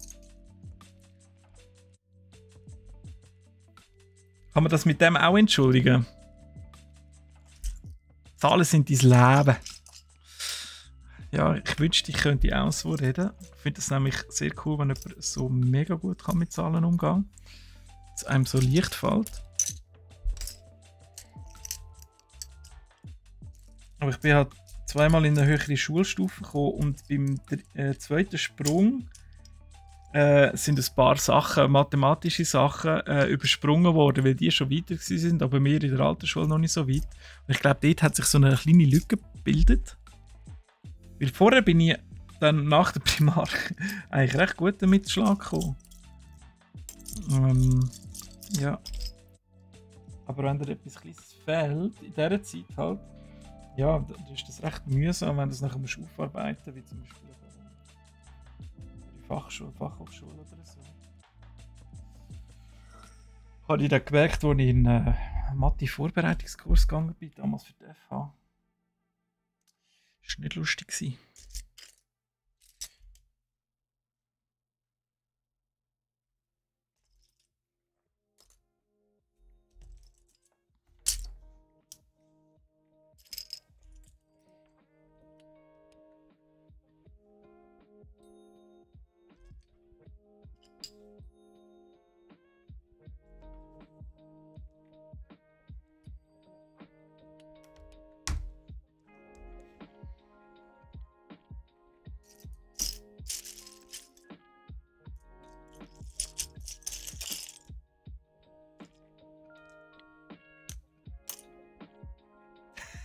Boah, ich nehme schon das Zusammenbauten auseinander.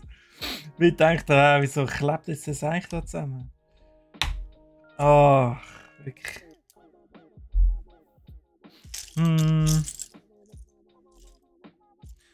Das brauchen wir noch. Und das Black One.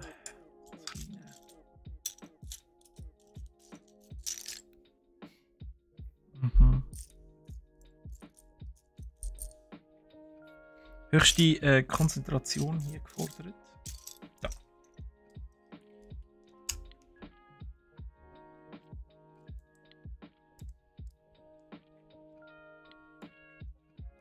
Das sind deine Zahlen. 42 1 32 oder 75 1 92 47 99. Das erste weiss ich gerade nicht, was es ist, aber das zweite weiss ich. Ist letzte Woche nicht am Day Deal in dem Fall. Am Donnerstag.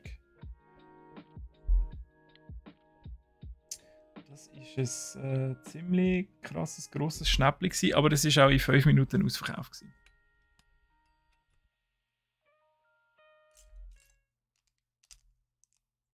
Und wir haben nicht wenig Stück gehabt.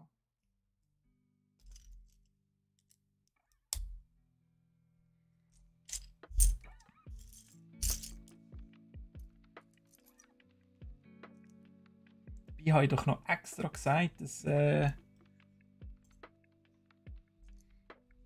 gäbe noch den Deal. Nein, wir haben nicht nur eins gehabt. Sie sind wirklich innerhalb von 5 Minuten weg gewesen. Wir haben doch ziemlich viel gehabt. Ich soll natürlich keine genauen Zahlen nennen, aber die Chance war durchaus da gewesen, zum Millennium Falcon ergattern. Aber ja, man hat das natürlich vorgängig auch entsprechend kommuniziert und dann ist es halt einfach sehr schnell gegangen.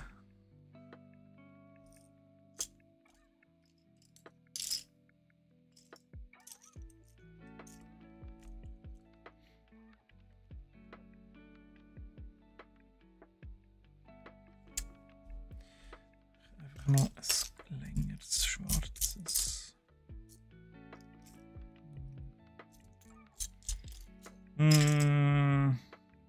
Bist du? Nein, du bist es nicht. Bist du? Du bist es auch nicht. Du bist es.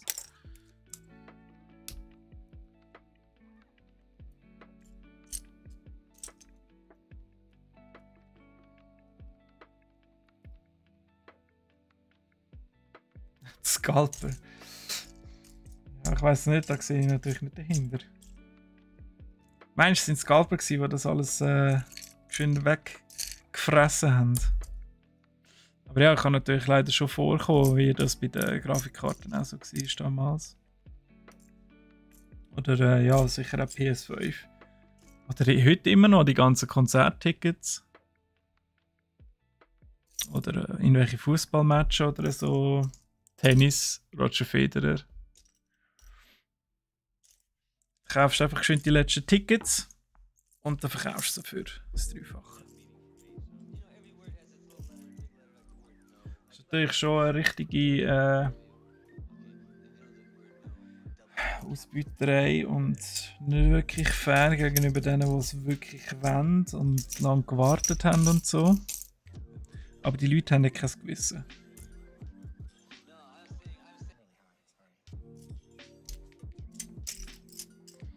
Es werden endlich ein bisschen weniger Teile, ich merke es.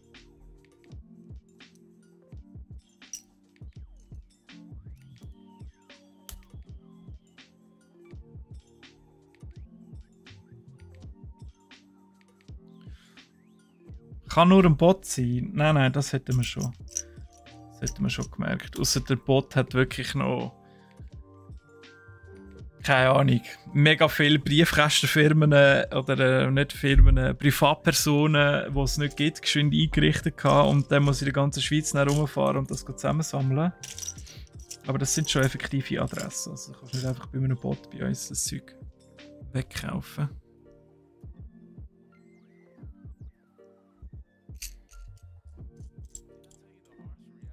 Aber ja, in so einem Refresh-Bot oder so vielleicht, ja. So lange Refresh, bis es online ist und dann zeigt das geschwind wegkauft. In so einem Miniscript, das kann man schon vorstellen. Würde man aber sicher irgendwie merken. Also die von der IT sind jetzt nicht auf den Kopf gefallen. Ich glaube, die würden das schon checken, wenn wir das mal wieder zur Analyse durchgehen.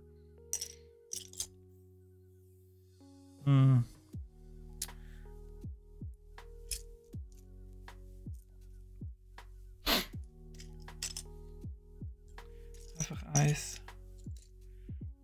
Glänziges Schwarzes brauche ich.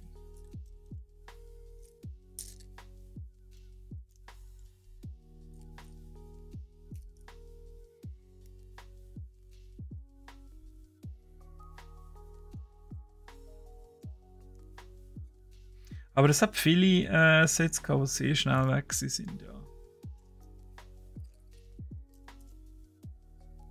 Aber eben, weißt du, man hat das natürlich vorgängig im Newsletter kommuniziert, auf Twitter, auf der Webseite, auf den Ideal und so. Und da hast du natürlich einrichten, wenn du reinschauen willst. Man hat es ja nur so ein bisschen angeteasert, man hat nicht genau gewusst, was es ist. Es ist immer so schön umschrieben worden.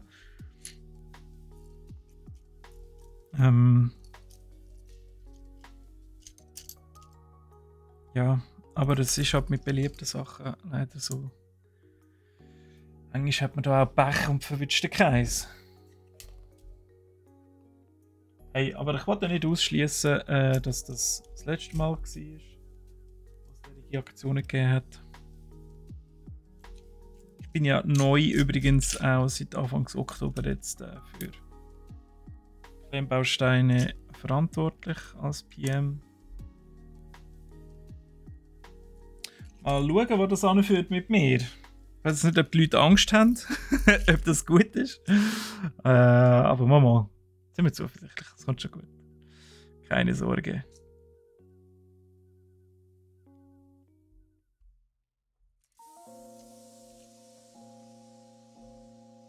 Es ist nicht so ein richtiges Rot, es ist so ein Orange-Rot. Ich weiss auch nicht, ob ich das richtig cool finde. Ich habe eigentlich gerne Orange, aber wenn so viel Rot drin hat, irgendwie auch nicht. Aber ich glaube, wenn es am Schluss siehst, wird es schon noch fetzig ausgesehen wahrscheinlich.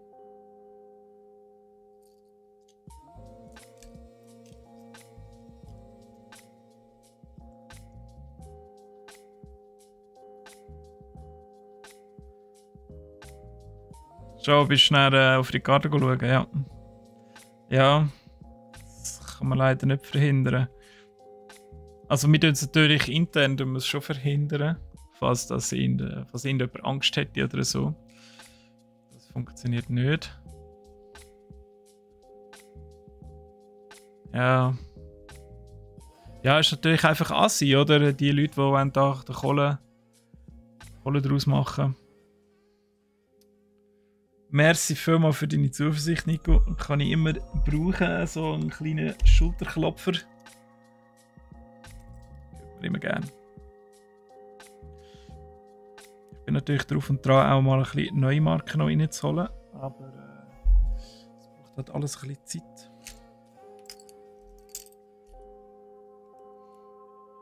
Ich habe es jetzt erst gerade übernommen, von dem her braucht es sowieso mehr Zeit als normal. Die ganzen Abläufe reinfuchsen.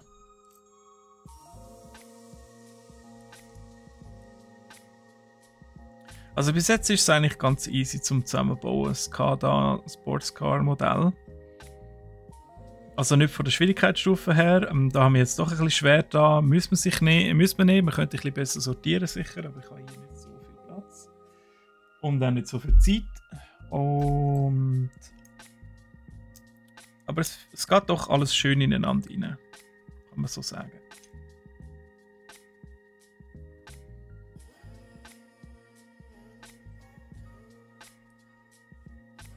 Und dass sich natürlich gewisse Teile bewegen, ist ein grosses Plus. Da habe ich immer viel Freude dran.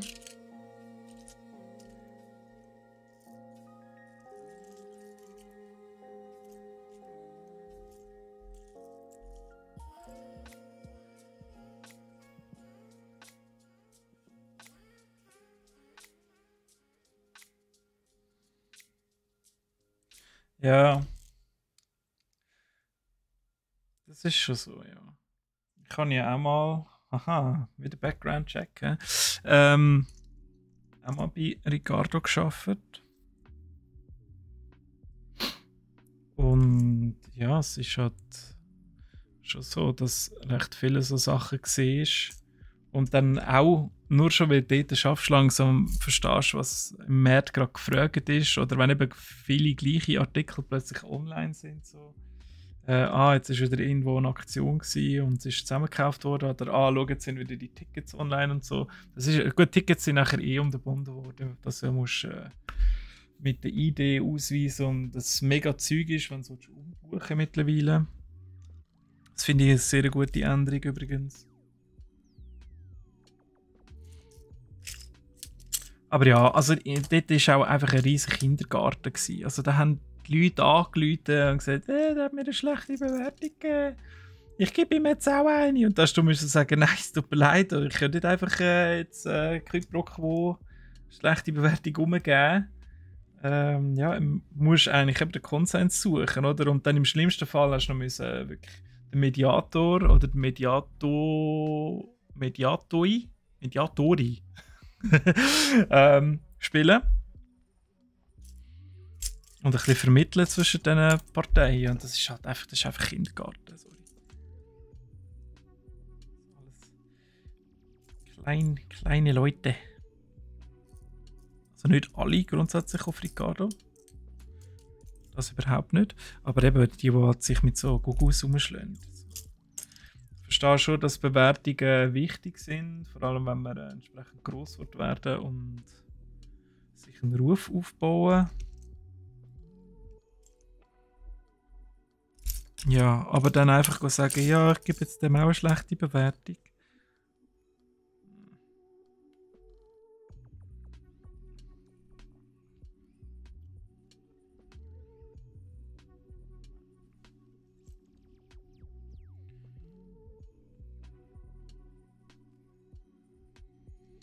So.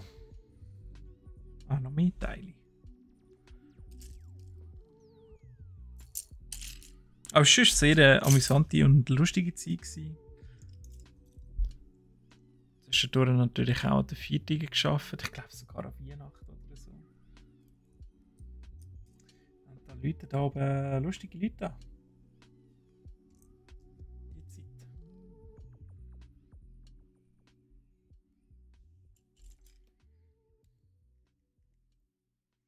Ich glaube, eine hat einmal noch angerufen, um frohes Neues zu wünschen. Leicht angetrunken. Mhm.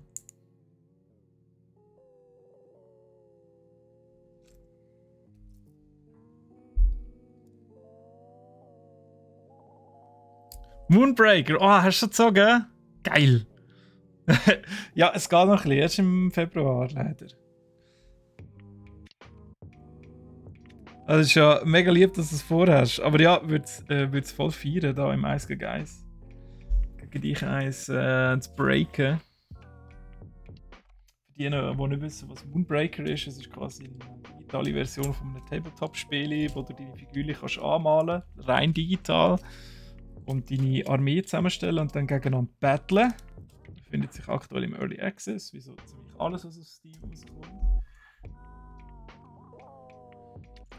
Und bislang, glaube ich, sehr gute Rezensionen bekommen. Ich will sie nur schon kaufen, für zum Miniaturen anmalen.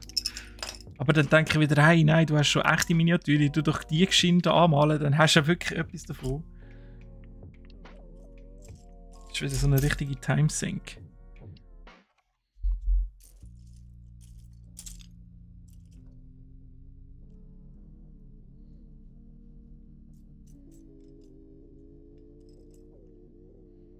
Aber es kommt ja noch Weihnachten, Nico. Weihnachten kommt noch. Ist zwar auch ein bisschen weit weg.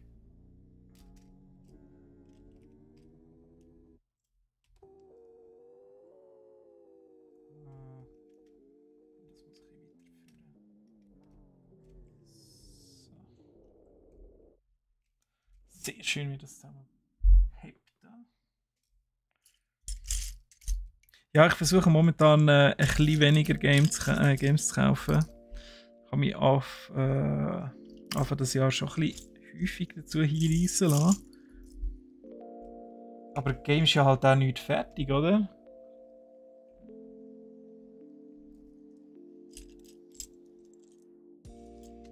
Das ist halt eben nervig. Also momentan bin ich wieder im Overwatch 2. Und Guild Wars 2. Und gestern haben wir noch ganz einen alten Brunz runtergeladen. Warhammer Age of Reckoning. Ich weiß nicht, ob das noch irgendjemand kennt. Also Warhammer sicher. Aber das war damals ein MMO gewesen. Das ist, glaube ich, 2008 rausgekommen. Und im 12 oder 13 eingestampft worden schon. Und es gibt aber schon sehr lange einen Privatserver und der läuft richtig gut. Also ich bin gestern geschwind online gewesen, und es sind wirklich sehr viele Leute am Spielen gewesen. Richtig aktiver Chat. Und wenn du denkst, für so ein altes Game jetzt nicht schlechte Leistung. Es ist halt so ein richtiges Oldschool-MMO. Also wie WoW damals war. Oder Dalk, wo ich schon viel darüber geredet habe.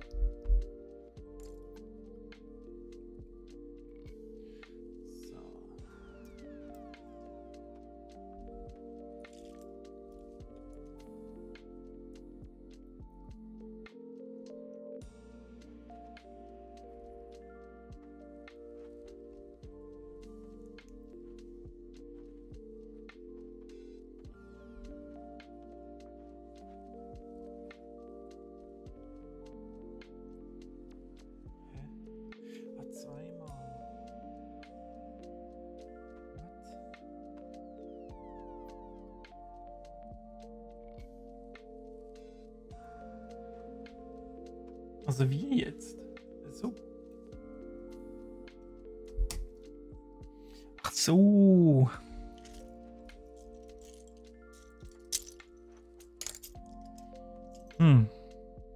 Es wird wieder heiß, hey.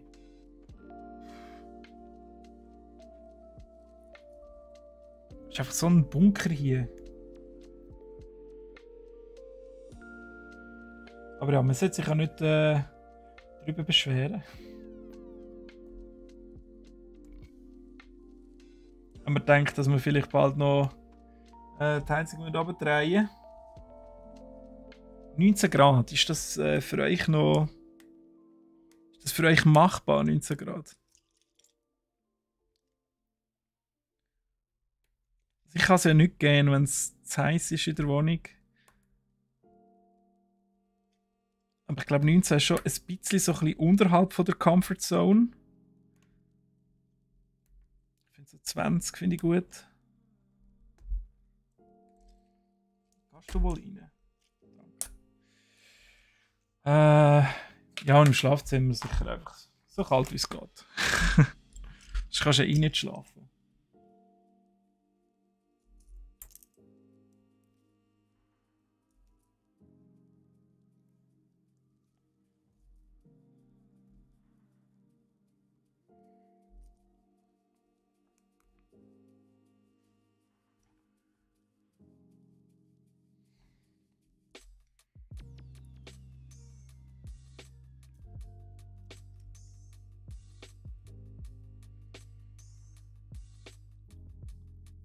Nie die Heizung an, nicht einmal im Winter. Also gar nicht. Um 24 das Fenster offen. Oh mein Gott. Also. Ist einfach so ein heißer Typ, das verstehe ich, aber. Also ich meine, wenn du mal Gäste hast oder so, säckeln die nicht gerade wieder davon.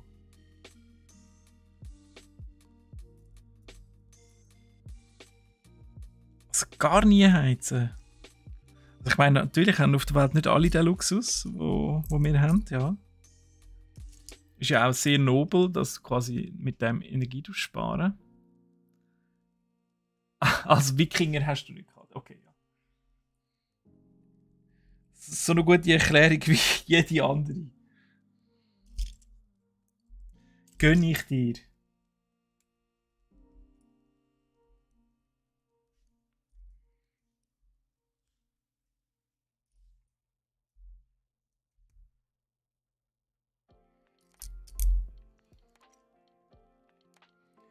Was gibt es jetzt hier? Motorblock. Motorhead.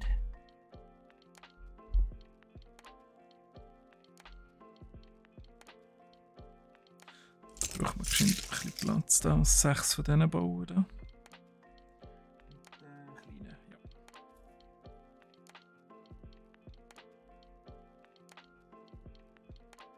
Kalt ist gesehen für die Schleimhäute. Ja. Wenn es gleichzeitig noch feucht ist, ja.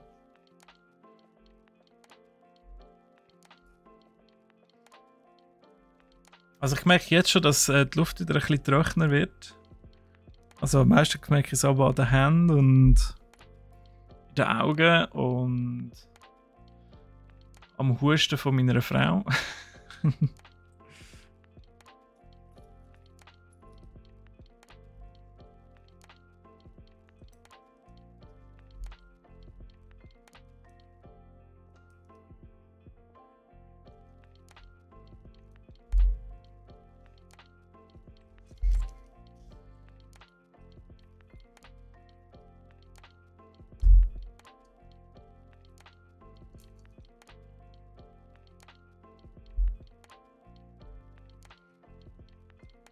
Also ich meine, wir haben mal in der alten Wohnung, wo die Vermieterin gerade oben drüber war, den Drachen, habe ich sicher schon mal irgendetwas erzählt. Ja, die hat aber nicht richtig geheizt gehabt. Weil sie wollte Kosten sparen. Und ja, eigentlich sind wir heimgekommen und es war einfach 17 Grad im Winter in der Wohnung. Und ja, also das ist dann einfach schon kalt. Oder wenn du eigentlich von draußen kommst und die Kleider quasi kannst anbehalten. Ja.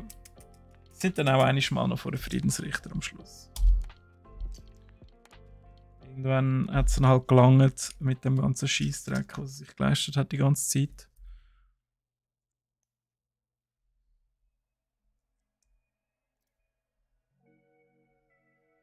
Ah, der Wechsel. Okay. Ja, wenn du natürlich von draußen kommst, was kalt ist und innen ist es sehr kalt. Okay. Ich habe nicht gewusst, dass es der Wechsel ist.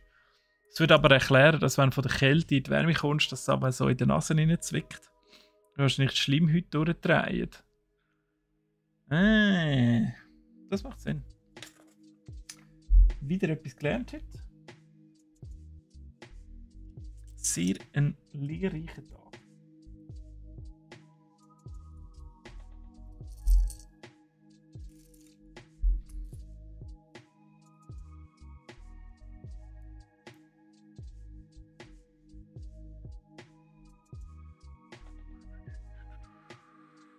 Hm.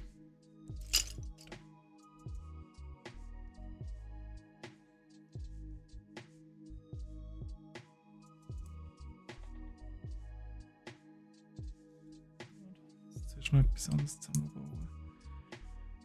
So.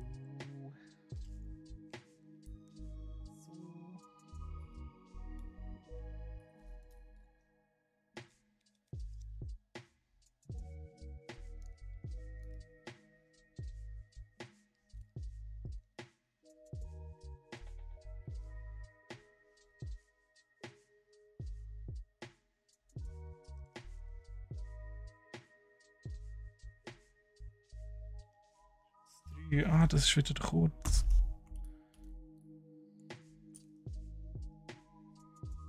So, jetzt sieht das besser aus. Und ohne die lange.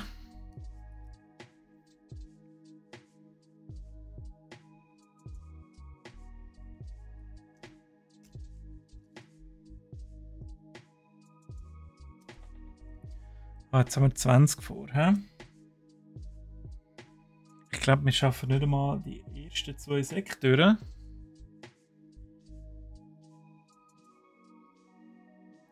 Aber wenn wir nächste Woche ein bisschen Gas geben, schaffen wir es vielleicht. Im zweiten Schnutz. Im zweiten Schnutz voll durch. Da habe ich schon mal so Gedanken gemacht über die ganzen Schweizer Wörter. Also ich finde Schnutz zum Beispiel finde ich sehr ein lustiges Wort irgendwie. Woher kommt das? Welche Bedeutung hat es? Wer hat es erfunden?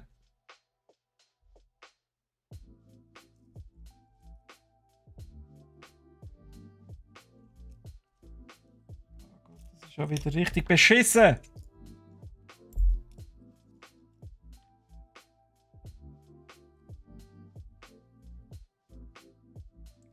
Warte mal.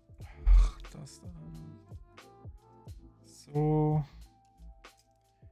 Und dann kommst du so. Und das da irgendwie dazwischen. Und dann machen wir das irgendwie ein bisschen drücken und ein bisschen würgen. Und zwischendurch geht wieder das andere raus.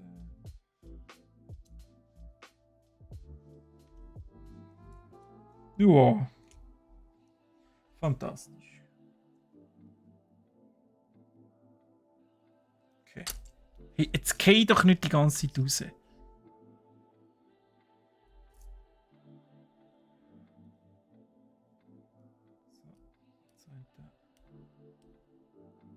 Jetzt müssen wir es wenigstens fixieren.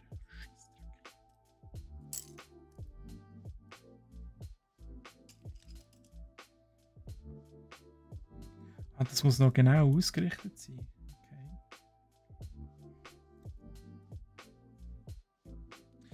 Schöne 45 Grad Winkel abgemessen. Von Auge.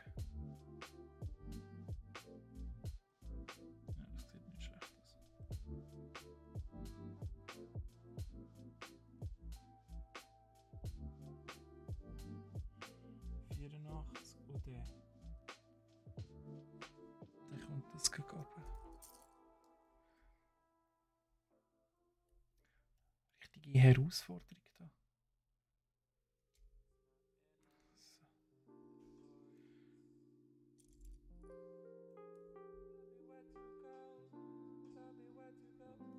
Hm.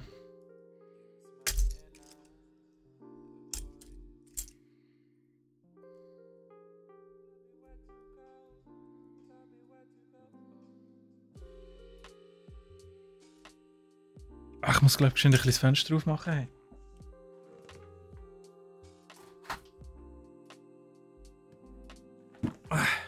Ist ja unsinnig, jetzt in dieser Zeit Klimaanlage einschalten. Also. Wäre schon leicht dämlich.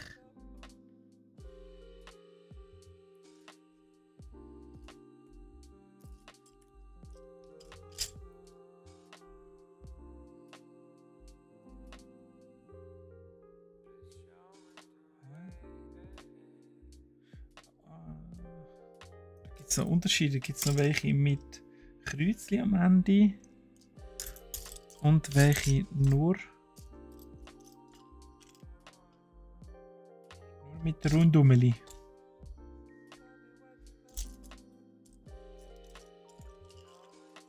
Ich habe jetzt aber nur noch die. Was sagt das jetzt aus?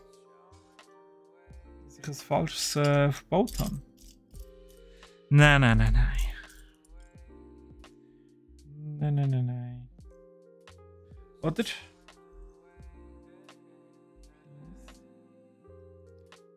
da ist auch noch so rund. Das könnte auch schon so. Nein. Auch nicht. Da hinten. Nein. Hast du die richtige verbaut?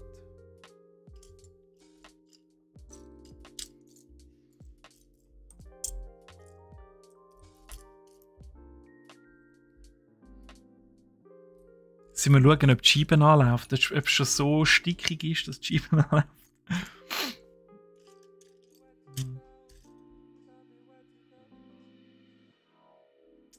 Ja. Ja, ja, ja.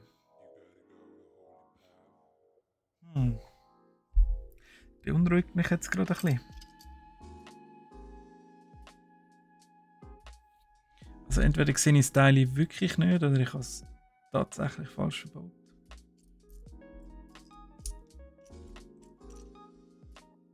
Es wäre so cool beim ersten Teil, wo gleich aussieht wie ein anderes, so ein Hinweis, hey, schau dann, dass du das nimmst und nicht das andere.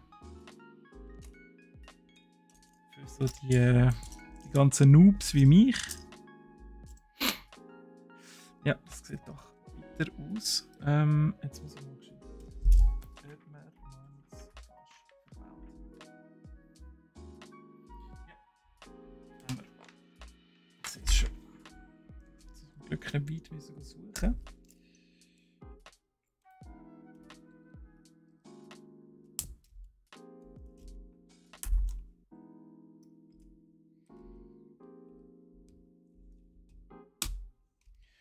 So, und schon haben wir es gefunden.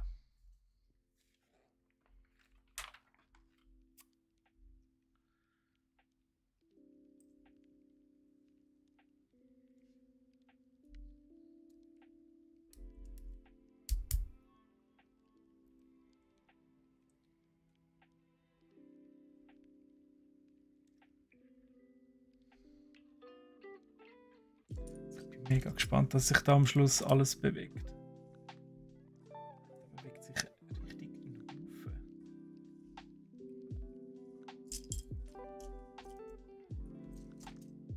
Ich weiß nicht, ob das nicht, es gibt auch schon den Motor, oder? Mit dem zusammen da, weil das geht ja noch so ein bisschen auf und ab. Das sind garantiert Kolben.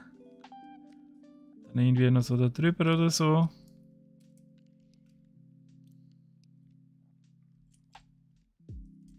Wenn man jetzt so würde fahren, dass dann die Kölben auf und ab gehen, das wäre natürlich richtig, richtig cool.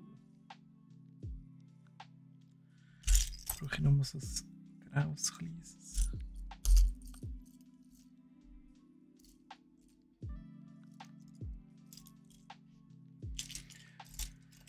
Es wäre eigentlich nicht schwierig zu finden.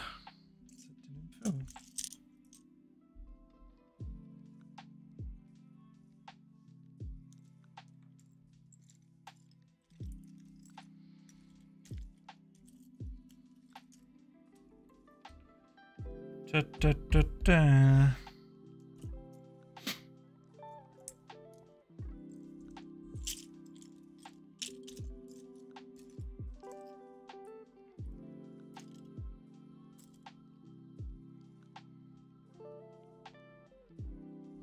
Ja. Ja. Schön schauen, ob das so wie das auch noch gerade falsch verbaut haben. Aber da sind jetzt 3 dran. 1, 2, 3, das stimmt. Und da sind 2, das stimmt auch. Fällt das dritte. Wo haben wir sonst noch von denen? Ich glaube, die haben wir eben noch gar nie jetzt verbaut.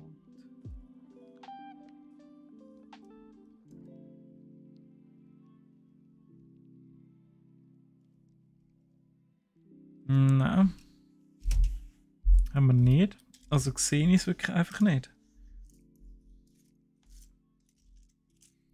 Also ich lese etwas in der Anleitung falsch, aber nein, ist auch nicht der Fall. Ah. Schade, schade.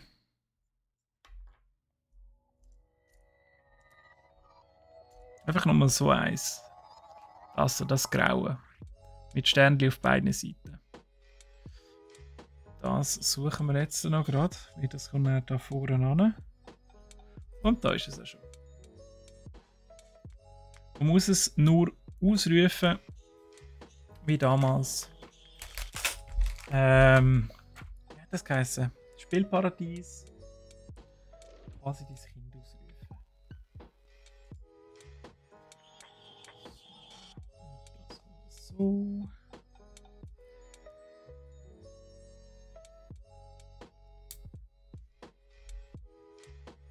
Zahnrädchen sind etwas vom Geilsten.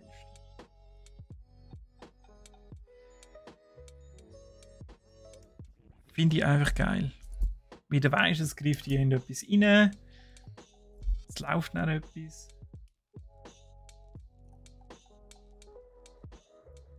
Einfach Premium.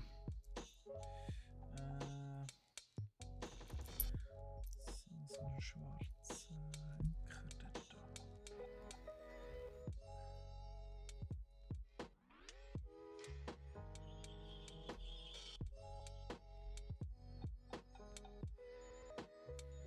da. Und jetzt kommt eben das. Jetzt dürfen wir da quasi Zylinder an tun.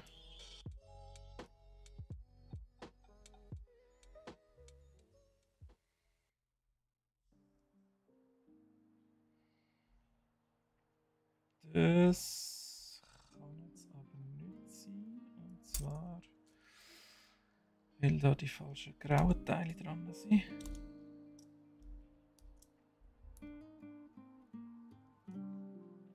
Was jetzt sehr unglücklich ist. Das ist jetzt wirklich richtig scheiße. Es tut mir jetzt mega leid, aber ich muss es wirklich noch mal auseinandernehmen, weil sonst haben wir dann ein riesen Problem. Sonst fehlt uns das nachher alles.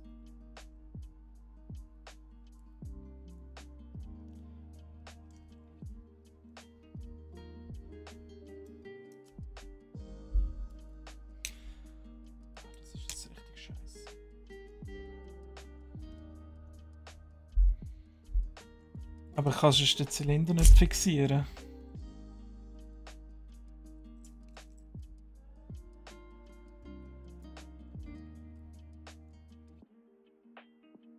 So wie ist es das gewesen?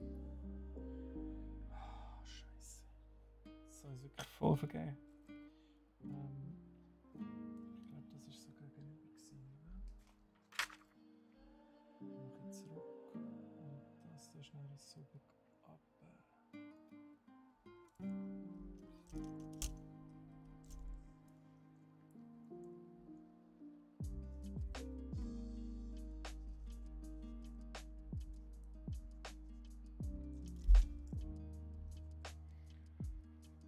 Ah, es geht richtig in die Finger rein.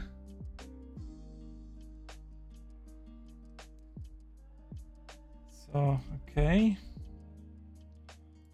Nicht schlecht, nicht schlecht. Gut, eins haben wir schon mal. Ach, jetzt noch da wieder anmachen.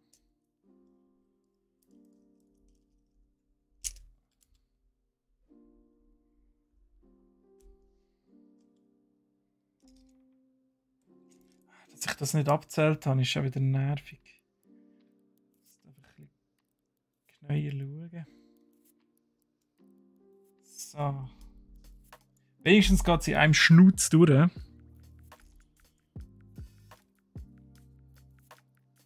Jetzt sind wir schneller wieder auf Status Quo. So, jetzt nochmal, das ist es so. Das ist noch gar nicht drin vorher. Yes! Okay, jetzt stimmt's, weil da ist einfach vorher das Teil da nicht durchgegangen, weil die Grauen hier zu kurz gewesen sind. Aber mit so Fails müsst ihr euch ja jeden Dienstag damit auseinandersetzen mit mir zusammen. Sind ihr auch euch gewohnt mittlerweile?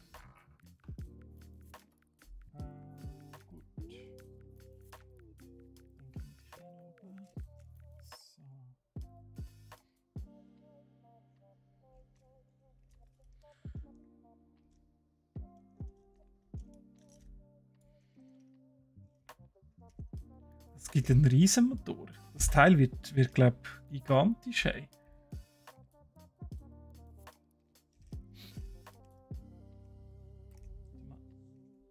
Fehlt da noch einer?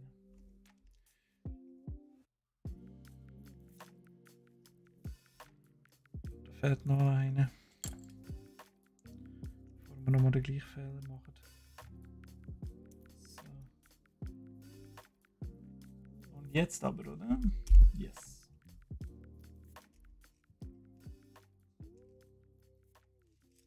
Cool. Ich weiß es nicht. Ah, mal.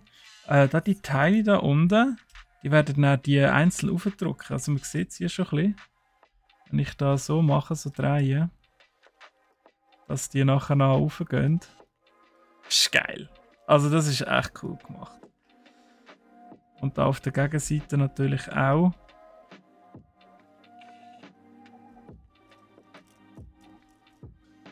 Wow. Mega cool gemacht. Richtig, richtig cool. Da lacht das Herz. Also jetzt wollte ich den Motor jetzt schon noch geschwind fertig haben. Das wird jetzt das Highlight. Mein persönliches Highlight von heute.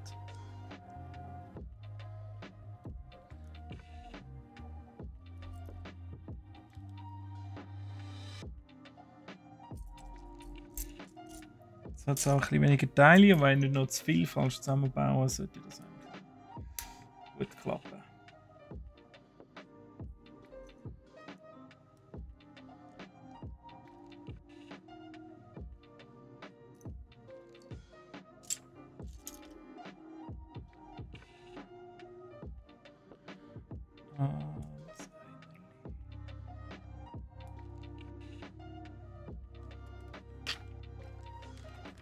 Sind wir jetzt auf Seite 28. Ah, ich sage ja aber noch, wie viele Seiten das es hat. He? 57. Gut. Und dann kommt nicht mehr. Ah ja, es sind ja mehrere Bücher. Es sind noch ganz weit davon entfernt. Also wir sind über die Hälfte vom ersten Buch von 3 Büchern. Das wird noch lange nicht fertig sein.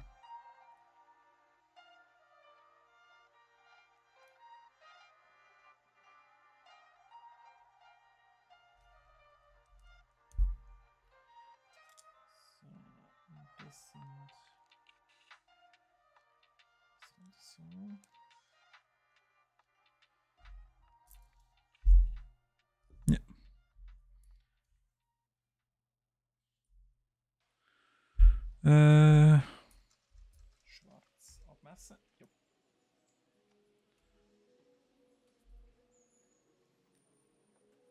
Ah, aber jetzt ist der gleich schon eins.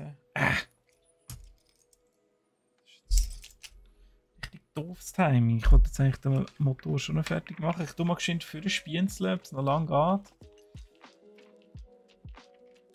Ja, mal der Motor geht noch ziemlich lang. Also der Motor ist eigentlich fast jetzt noch der Rest von diesen Seiten, die wir noch vor uns haben.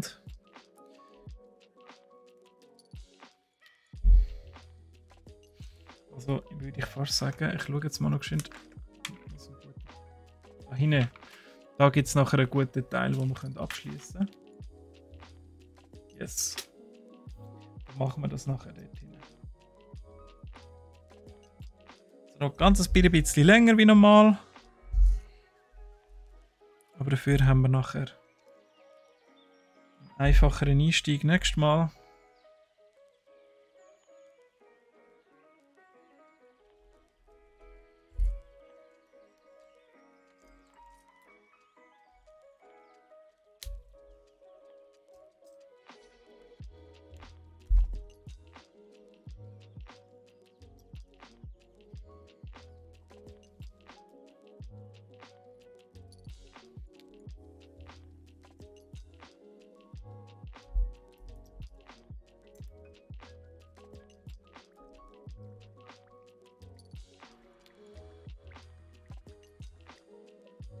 Wie sieht es bei euch aus mit der Arbeitslast? Ist die am Nachmittag, hat die sich ein bisschen aufgelöst oder wird es noch ganz schlimm, ganz viele Termine bei euch?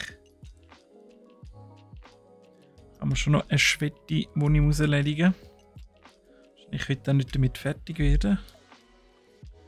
Aber es ist irgendwie auch schön, wenn man weiss, man hat noch genug Arbeit und hockt nicht einfach nur auf der faulen Haut rum. Und wartet, bis die Zeit endlich vorbei ist. Dass dann mal Feierabend ist. Meeting noch viel zu programmieren. Uiuiuiui. Okay. Bist du unter Druck mit dem Programmieren? Was sagt der Projektplan? Bist du noch in time oder?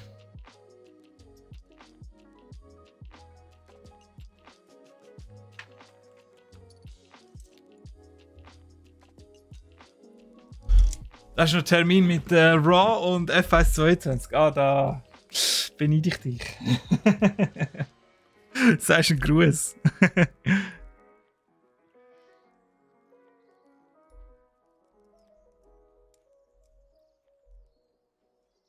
Der Projektplan sagt, bist du einzig. Mach mal vorwärts. Au! So viel Druck. Und jeden Tag der Druck. Wie haltest du das aus, Barracks?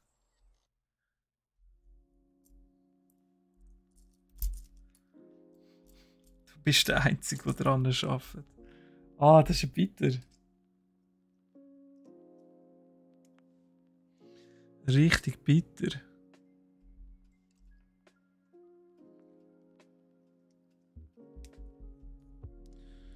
So.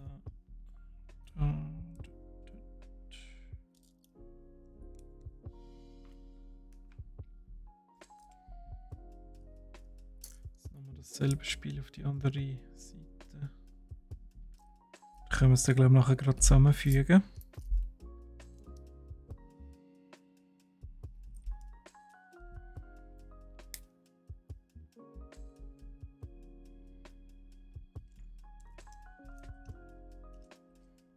So, eins brauche ich noch, das weiß ich.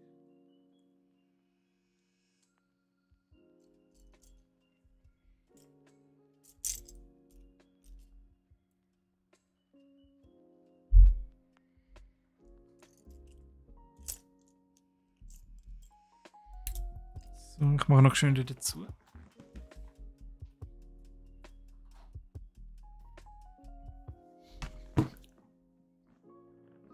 Du haltest es nicht aus, du akzeptierst es mit dem Projektplan. Wow. Ja. Ein Schritt näher an der Erleuchtung in dem Fall.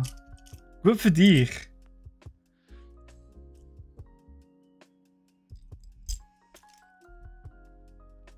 Sagst mir, wenn der Äpfel auf den Kopf geht und das Weltgeschehen verstehst, so wie es ist.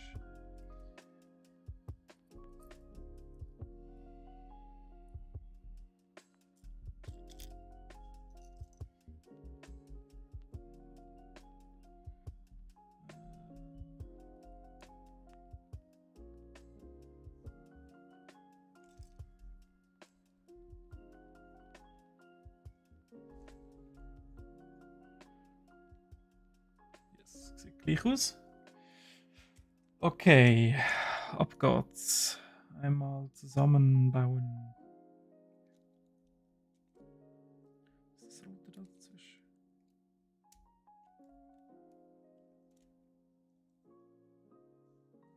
Bennett, do that know that it so laut is?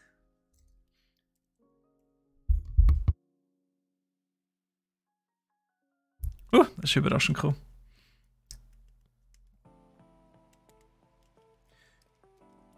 Grüezi Tapetenhemd. 100 Teile. Ja, es ist einfach absolutes Chaos heute. Also es ist richtig schlimm. Wir kommen einfach nicht vorwärts.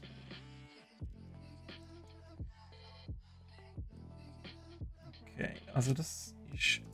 Oh, das kommt schon so.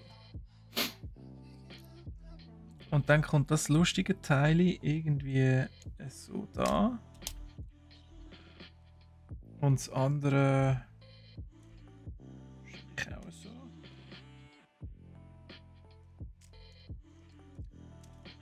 Ist da noch einfädeln? Aber Moment, da fehlt noch das Graue. Wo haben wir es da?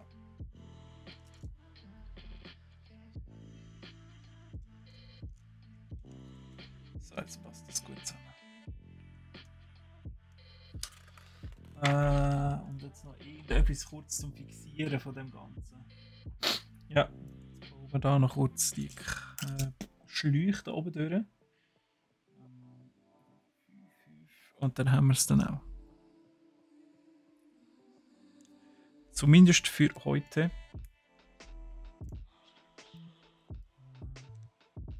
So.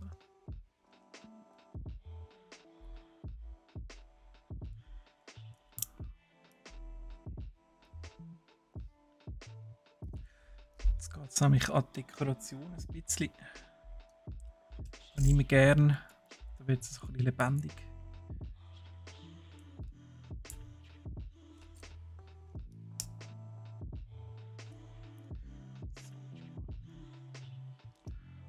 Schläuche.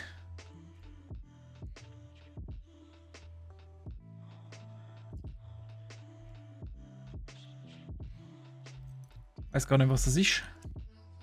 Ansaugstutzen. Oder sowas.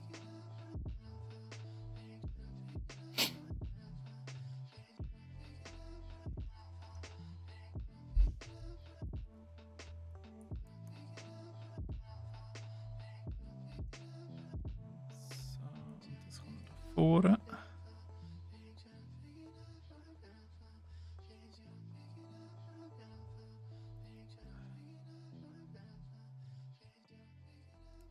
Okidoki. Und auch noch quer drüber. Yeah! Mal, ich glaube, das sieht gut aus. Und jetzt kann man da unten drehen. Yeah, das ist einfach geil. Jetzt gehen wirklich da die einzelnen Kolben rauf. Und da auch natürlich auch. Ah, das ist so cool. Ja, also das klemmt ein bisschen. Aber ja, wenn wir das nachher alles zusammengesetzt haben, dann wird es dann schon entsprechend funktionieren. Nächstes Mal machen wir definitiv den Motor fertig und ich hoffe noch ein bisschen mehr. Aber zumindest für heute sind wir jetzt auf der Seite 33 für das nächste Mal angelangt. Und ich darf jetzt den ganzen Grümpel zusammenlesen. Und das irgendwie in einen Beutel rühren, schön alles miteinander. So wie es sich gehört. Und dann, ja, ich würde sagen, wechseln wir mal geschwind. Ich hoffe, ihr habt, wenn es heute wieder mal ein bisschen chaotisch war und das eine oder das andere drunter und drüber gegangen ist, Spass gehabt mit mir. Zuerst ein bisschen bläudern, dann ein bisschen ernster doch sich einem Projekt widmen. Es hat aber nicht viel geholfen an der Konzentration. Aber so ist das. Wir lernen zusammen und gemeinsam, oder? Macht doch viel Spass so. Ich hoffe, euch auch. Ich habe einmal gehabt. Dann wünsche ich euch einen wundervollen Nachmittag. Und wir sehen uns am nächsten Dienstag wieder. Wieder am 11 bis am 1. Ihr könnt morgen natürlich, für die das nicht gesehen haben oder wenn nachschauen nochmal, das Ganze auf YouTube dann noch nachschauen. Sollte am 12, wenn ich das recht im Kopf habe, sollte das online gehen. Und dann sehen wir uns in der Woche wieder. Ich wünsche für diese Woche eine ganz tolle Zeit und einen schönen Nachmittag.